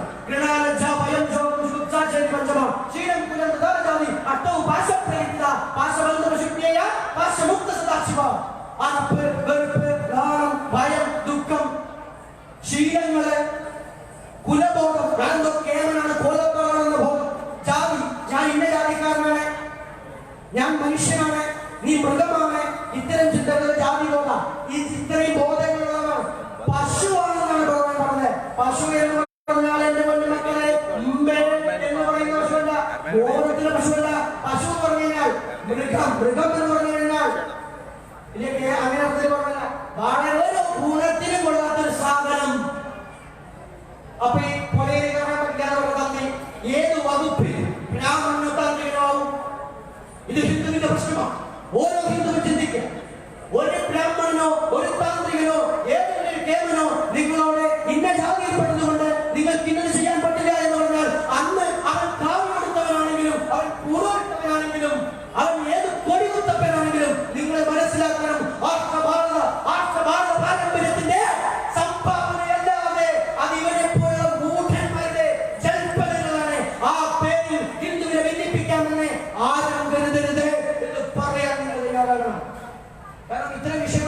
കുട്ടിയല്ല. അത് അറിയില്ലാത്ത പണ്ടനെ കൊണ്ടേ തന്ത്രി എന്ന് പറഞ്ഞാൽ അതാണ് ഹിന്ദുവിന്റെ പരാജയം. അത് കൊലയൻ തന്ത്രിയായാലും ഈഴവൻ തന്ത്രിയായാലും നായർ തന്ത്രിയായാലും നമ്പൂരി തന്ത്രി ഉണ്ടായാലും ശരി, ഇത്തരം കാര്യങ്ങളിൽ അവരുടെ അറിയില്ലായ്മ അവരൊന്നും തന്ത്രിയായിട്ട് അടുപ്പിക്കാനും പറ്റും. ഈശ്വരന് വിവേചനവുമില്ല. ദക്ഷിണാചാര കേന്ദ്രത്തിൽ കയറണമെങ്കിൽ ദക്ഷിണാചാരം അത് പറയുകയാണ്. അപ്പോ ഇത്തരം വിഷയം അപ്പൊ അവിടെ ഓരോരുത്തർക്കും ഓരോ ആചാരങ്ങൾ, വാമാചാരം, കൗളാചാരം, ഇനി ദക്ഷിണാചാരം പറയാം. സമയം ദക്ഷിണാചാരം പറയാം. ദക്ഷിണാചാരം എന്ന് പറഞ്ഞാൽ ഇതേ സാധനങ്ങളുടെ മറ്റൊക്കെ ഗുരുതി നടക്കുകയാണെങ്കിൽ നിങ്ങൾ കണ്ടിട്ടുണ്ടോ? ഗുരുതി നടക്കി കുമ്പളങ്ങി പഠിക്കുന്ന ഗുരുതിയെ കണ്ടിട്ടുണ്ടോ? കുമ്പളങ്ങി വെട്ടുന്നത് കണ്ടിട്ടുണ്ടോ? ഗുരുതി നടക്കുമ്പോ ഭഗവാന് കഠിനമായ ഭഗവതിക്ക് കഠിനമായ നിവേദിക്കാറുണ്ടോ? നിങ്ങളാണ് നല്ല മധുരമുള്ള പായസം ശർക്കര കൂട്ടിയിട്ട്, ശർക്കര ഇവിടെ പറയാം കരിപ്പെട്ടി ശർക്കര പായസം, നല്ല കഠിന പായസം പറയും, കഴിക്കാറുണ്ടോ? അത് എപ്പോഴാ സാധാരണ തിരുമേനിമാരെ അമ്പലത്തിൽ നിവേദിക്കാം അറിയോ? തന്നെ കഠിന മധുരം പിള്ളി പാനകം, പാനകം കണ്ടിട്ടില്ല? സുബ്രഹ്മണ്യന് അത് നരസിംഹ പാനകം നിവേദിക്കും, കണ്ടിട്ടില്ല? ഒരു ശർക്കര വെള്ളം പോലെ സാധനം. അത് എപ്പോഴാ നിവേദിക്കാൻ അറിയോ? കാര്യമായിട്ട് ചെറുത കാര്യം വ്യത്യാസം ഉണ്ടാവും. അതൊക്കെ രാത്രിയിലാണ് നിവേദിക്കുക, വൈകിട്ട്. എന്താ കാര്യം? മദ്യത്തിന് പകരമാണ് ഈ സാധനം. തണുത്ത ശർക്കര പായസത്തിൽ തേനൊഴിച്ചാൽ അത് മദ്യമാണെന്ന്. അപ്പൊ മറ്റവരുപയോഗിക്കുന്നതിന്റെ മറ്റൊരു വശം ആ സാധനം. അപ്പൊ മാംസത്തിന്മാരെന്ത് വയ്ക്കും? ചോറിനെടുത്ത് വയ്ക്കും. ചിലവര് വഴുതനങ്ങ അല്ലെങ്കിൽ കായൊക്കെ, ഉണക്കക്കായൊക്കെ, അല്ലെങ്കിൽ പച്ചക്കായൊക്കെ വറുത്തെടുക്കുന്നതാണ് മസാലയൊക്കെ ചേർത്ത്, എന്നിട്ട് കൊണ്ടുപോയി വെക്കും. എന്താ കാര്യം? മീനാണ് കേട്ടോ, ഭഗവാനോട് മത്സ്യം. അപ്പൊ ഇത്തരത്തിൽ ആചാരങ്ങളെ ഒന്ന് മാറ്റിക്കൊണ്ടാതിരിക്കും. ഇത് ദക്ഷിണാചാരം. ഇത്തരം ക്ഷേത്രങ്ങളിൽ അത്ര ആചാരം. എന്തിനാ ഇളനീര് കൊണ്ട് അഭിഷേകം നടത്തുന്നത്? തേങ്ങാവെള്ളല്ലേ?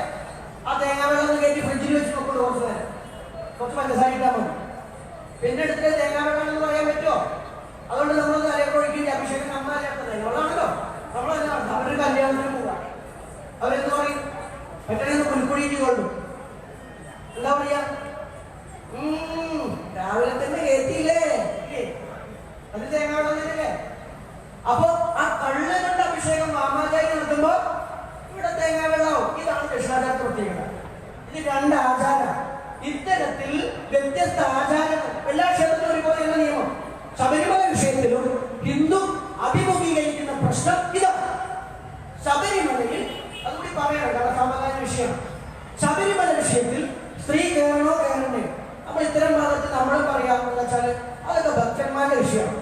ക്ഷേത്രം ഭക്തന്മാർക്ക് ഞാൻ തൊഴാതെ ഭഗവാനിക്കാത്തതല്ല, തിരക്കാണ്. ഭക്തന്മാരാണ് പറയുന്നത്. ഗുരുവായൂരിൽ പോയി ഞാൻ പോയിരുന്ന് ആ സ്റ്റേജിൽ ഇരിക്കാൻ ചെയ്യും. അവിടെ സ്റ്റേജിൽ കസേരയുണ്ടല്ലോ, അവിടെ പോയി എന്താ വെച്ചാൽ ഭക്തന്മാരുടെ ഭക്തി കാണാൻ വേണ്ടിയിട്ട് ഇങ്ങനെ തള്ളിയിട്ടാണ് ഭക്തി. മുന്നിൽ കുട്ടിയുണ്ടെങ്കിൽ പോലും തള്ളു, നമുക്ക് ഭക്തി കൂട്ടട്ടെ. അപ്പൊ ഇത്തരം ഭക്തികളെ നമ്മൾ കാണാറാണ്. ഇതൊക്കെ ഹിന്ദു മാറും. അപ്പൊ ഇത് ഭക്തരുടെ വിഷയമാണ്. ഭക്തർക്ക് അവിടെ പെണ്ണുങ്ങൾ കാണാനേ കാണണ്ട. എന്തായാലും വ്യവസ്ഥാപിത തന്ത്രം, തന്ത്ര സമുച്ചയാന്തര തന്ത്രം അവിടെ അപ്ലൈ ചെയ്തിട്ടുണ്ടെങ്കിൽ അപ്പോൾ അവിടുത്തെ ആചാരം അതിന് മുമ്പ് പെണ്ണ് കയറിയിട്ടുണ്ടെങ്കിൽ അത്രയും ഉള്ളൂ. അവിടെ മുമ്പ് പെണ്ണ് കയറിയിട്ടുണ്ടെങ്കിൽ അപ്പൊ ഒരു കലശാടുമ്പോ ഈ തന്ത്രി അവിടെ പ്രാർത്ഥിക്കേണ്ടതാണ്. ഇവിടെ ഇന്ന ആചാരം ചെയ്യാൻ പോകുന്നു, ഇനി മുതൽ ഇവിടെ പെണ്ണുങ്ങൾ ഒന്ന് കയറി കേട്ട അയ്യപ്പ, അത് ഞാൻ പ്രോമിസ് ചെയ്യുന്നു. ആർക്ക് വേണ്ടിയിട്ട്? ഈ ഭക്തർക്ക് വേണ്ടിയിട്ട്. അത് ഞാൻ നോക്കിക്കൊണ്ട് എനിക്ക് കലശൊഴിക്കും. ഞാൻ എന്റെ ശൈലി പറയാം കേട്ടോ. അപ്പൊ അത് ഒഴിക്കും. അത് ഒഴിച്ചു കഴിഞ്ഞിട്ടായി അയ്യപ്പനെ തിരിച്ചറിവെന്താ? ഇനി ഇവിടെ പെണ്ണുങ്ങളൊന്നും വരില്ല, ഇനി ഇവിടെ പെണ്ണുങ്ങളൊന്നും വരില്ല. അപ്പൊ പെണ്ണുങ്ങളെ എല്ലാം പറ്റില്ല. അതവിടെ അപ്ലൈ ചെയ്തതാണ്. എന്തുകൊണ്ടാണ്? പ്രായം പറയില്ല. എത്ര പ്രായമില്ല, എത്ര പ്രായമില്ല, വയസ്സ് വരെ സ്ത്രീകൾക്ക് കയറാൻ പറ്റാത്ത? 10 വയസ്സ് മുതൽ 50 വയസ്സ് വരെ. എന്തുകൊണ്ട് അങ്ങനെ പ്രായം പറഞ്ഞേ? അപ്പൊ പറയും മെൻസസാണ്, രജസ്വരയാണ്, ആർത്തവം നടത്താം, ആർത്തവം നടത്താം, ആർത്തവം കൊണ്ട് അഭിഷേകം നടത്താം, കടുപ്പം തുണിയും കൊത്തി പോയിരിക്കാം. ഇതൊക്കെ ഇതൊന്നും ഒരു വിഷയമല്ല. എന്താ കുട്ടികളുടെ കാര്യം പറ്റി? അപ്പൊ നമ്മൾ അതിന് കാണിച്ചു കൊടുക്കേണ്ട ആവശ്യമുള്ളൂ. ഇപ്പൊ പണ്ടത്തെ പോലെ അതാ പറഞ്ഞത്, കുട്ടി കൊട്ടയിലായി വരുമ്പോ ഇവിടെ നേരാവണ്ണം വേറെ പ്രസവിക്കേണ്ടി വരുന്ന കുട്ടികളാണ്. അപ്പൊ ഈ പറഞ്ഞ പോലെ ഈ ആർത്തവത്തിന്റെ വിഷയമാണോ? അങ്ങനെയാണെങ്കിൽ എന്തുകൊണ്ട്? അത് തന്ത്രശാസ്ത്രമാണ്. എല്ലാ പുസ്തകത്തിലും എഴുതില്ല. പിന്നെ നിങ്ങളുടെ ജോലി ചോദിക്കാം, ഇത്രയൊക്കെ അറിവുണ്ടായിട്ട് എന്തുകൊണ്ടാണ് നിങ്ങൾ കോടതിയിൽ പരാജയപ്പെട്ടത്? 12 വർഷം കേസ് നടത്തിയില്ലേ? നിങ്ങൾ എന്തുകൊണ്ട് പരാജയപ്പെട്ടു? ഇവിടെ വിഷയം തന്ത്രം എല്ലാം എഴുതപ്പെട്ടതല്ല. ഞങ്ങളെപ്പോഴും ആളുകളുടെ പരമ്പരയാ പറഞ്ഞിട്ടില്ല. ഇപ്പൊ ഈ പ്രഭാഷണത്തിൽ പറയുമ്പോൾ ഒരുപാട് കാര്യങ്ങൾ ഞാൻ എഴുതും. അത് നിയമമാണ്. കാരണം എല്ലാവരോടും പറയാൻ പാടില്ല. ഇവർക്ക് പറഞ്ഞു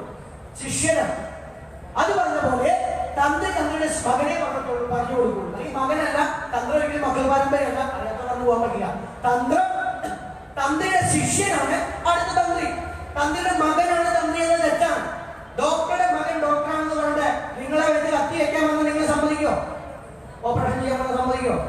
നീ ഡോക്ടറാ, പഠിച്ചിട്ടുള്ളതെങ്കിലേ എക്സ്പീരിയൻസ് ഉള്ളതെങ്കിലേ ഇത് പറഞ്ഞ തന്ത്രിയുടെ മകൻ പൂർണ്ണമായിട്ട് തന്ത്രിയാന്ന് പറഞ്ഞു വന്നാൽ അത് പ്രശ്നം തന്നെയാണ്. അങ്ങനെ തന്ത്രിമാരൊന്നും ഹിന്ദുമതം ഉണ്ടാവാൻ പാടില്ല. ഉണ്ടായിട്ടൊക്കെ അതൊക്കെ മാറ്റുന്നത് തന്നെയാണ്. തന്ത്രം പഠിക്കണം. 6 വർഷക്കാലം പഠിച്ചാലേ തന്ത്രിയാവാൻ പറ്റും. മകനായോടൊന്നും പറ്റില്ല. അമ്മാവനാകാരണം കഴിഞ്ഞിട്ട് മകന്റെ തലയിൽ എവിടെ എനിക്ക് അറിയില്ല, ഗവൺമെന്റാണ്. അപ്പൊ അത് പറഞ്ഞ പോലെ ഇവിടെ ഈ ആചാര്യം പറയുന്നത് കാരണം 10 വയസ്സ് തൊട്ട് 50 വയസ്സ് വരെ ഇത് യോഗ പദ്ധതിയാണ്. 10 വയസ്സിൽ സ്ത്രീയുടെ പ്രത്യേകത. നിങ്ങൾ മോശക്കാരല്ല മാറി. ഇന്ന് ഈ വേദിയിൽ ഇരിക്കുന്നത് ഏറ്റവും കൂടുതൽ സ്ത്രീകളാണ്. പെണ്ണുങ്ങളുടെ മാത്രമാണ് അമ്പലങ്ങൾ, പള്ളിയിലൊക്കെ നോക്കണം. സമയമായി. അപ്പൊ എന്തെങ്കിലും അവിടെ നിർത്താം. നമുക്ക് 10 വയസ്സിൽ ഒരു സ്ത്രീയെ സംബന്ധിച്ച് അവരുടെ കുണ്ടലിനി ശക്തി ഉണരാൻ തുടങ്ങും. കുണ്ടലിനി ശക്തി ഉണരുമ്പോൾ മൂലാധാരത്തിൽ അഗ്നികലകൾ 10 കലകളുണ്ട്. ഈ 10 കലകൾ ഉണരും. അതുകൊണ്ടാണ് 10 വയസ്സ് എന്ന് പറഞ്ഞത്. 50 വയസ്സ് വരെ ഇവരുടെ ഈ കുണ്ടലിനി ചക്രം, കുണ്ടലിനി ഇവർ ഉണർന്നുകൊണ്ടേയിരിക്കും. മാസം മാസം അവൾ കുണ്ടലിനി യോഗ അനുഭവിക്കും. എങ്ങനെ? വെറുതെ ഇരുന്നിട്ട് എഴുതി അനുഭവിക്ക് കുളിയിടാൻ പറ്റില്ല. ഞാൻ പുറത്താണടി എന്നിട്ട് ഈ കുളിയിടാൻ നടക്കാനല്ല. കുളി മൊത്തം മുക്കത്തൊടണം, പൗഡർ ഇടണം, മളയിടണം, സുന്ദരി കുട്ടികളായിട്ട് എന്റെ അമ്മമാരെ നടക്കണം. ആ സമയത്ത് തന്നെ ഓണസഭ നടക്കരുത്, നന്നായി നടക്കാം. അപ്പോ 50 വയസ്സ് വരെ എന്ത് ചെയ്യും? ഈ വൈബ്രേഷൻ ശരീരത്തിൽ നടക്കും. അപ്പോഴുള്ള ശക്തി വർദ്ധിക്കും. നമ്മൾ ജപിക്കണം. ഓം നമഃ ശിവായ എല്ലാവരും ജപിച്ചോളൂ. ഒരു കുഴപ്പമില്ല. അമ്പലത്തിലേക്ക് വരേണ്ട ദക്ഷിണാചാരമാണ്, അവർക്ക് വരാൻ പാടില്ല. പക്ഷെ മറിച്ച് നിങ്ങൾക്ക് താല്പര്യമുണ്ടെങ്കിൽ ഞങ്ങളുടെ ആശ്രമത്തിൽ വരാം. ആശ്രമത്തിലെ ക്ഷേത്രത്തിൽ ശ്രീകോവിലിൽ കയറാൻ നിങ്ങൾ രജസ്വരയാണെങ്കിൽ അത് കുഴപ്പമില്ല, എല്ലാത്തും പറ്റില്ല. അപ്പോ അങ്ങനെ 50 വയസ്സാകുമ്പോഴെന്തായി ഈ കുണ്ടലിനി ശക്തി ശിരസിലെത്തും, ഭഗവാനുമായി മേടിക്കും. ആ മേടിക്കുന്നത് കൊണ്ട് അപ്പോൾ നിങ്ങളുടെ ശരീരം സൈലന്റ് ആവും. അതുവരെ നിങ്ങളെ താങ്ങാൻ ക്ഷേത്ര പ്രതിഷ്ഠയ്ക്ക് ആവില്ല. അതുകൊണ്ടാണ് നിങ്ങൾ മോശക്കാരനല്ല. ഞാൻ ഈ പറഞ്ഞ വിഷയം മനസ്സിലായിട്ടുണ്ടാവില്ല. എന്തെങ്കിലും വിളിക്കുമ്പോൾ ഇനി പറഞ്ഞുതരാം. സമയം അതിക്രമിച്ച് കുട്ടികളുടെ അനുസരിക്കാനുള്ളതാണ്. സംശയം ചോദിക്കണമെന്ന് പറയാൻ വേണ്ടി എന്തെങ്കിലും സംശയം ഉണ്ടെങ്കിൽ ഞാൻ വേണമെങ്കിൽ അവിടെ ഉണ്ടാവും. ഒന്ന് ചോദിച്ചാൽ ഒരു 5 മിനിറ്റ് കഴിഞ്ഞിട്ടേ കൂടെ പറഞ്ഞു തരാം. ഒരു ശാന്തി മന്ത്രം ചൊല്ലിക്കൊണ്ട് നമ്മൾ നിർത്തുകയാണ് കേട്ടോ. എന്തെങ്കിലും പറഞ്ഞത് തെറ്റുപറ്റുമെങ്കിൽ നമ്മുടെ കുറവാണ്. ശരികളുണ്ടെങ്കിൽ ആശമാനം വരുന്നില്ല. ഓം ശ്രീ ഗുരുഭ്യോ നമഃ. ഹരി ഓം. ഓം സഹനാവതു സഹനോ ഭുനക്തു സഹ വീര്യം കരവാവഹൈ തേജസ്വിനാവതീതമസ്തു മാ വിദ്വിഷാവഹൈ. ഓം ശാന്തി ശാന്തി ശാന്തി.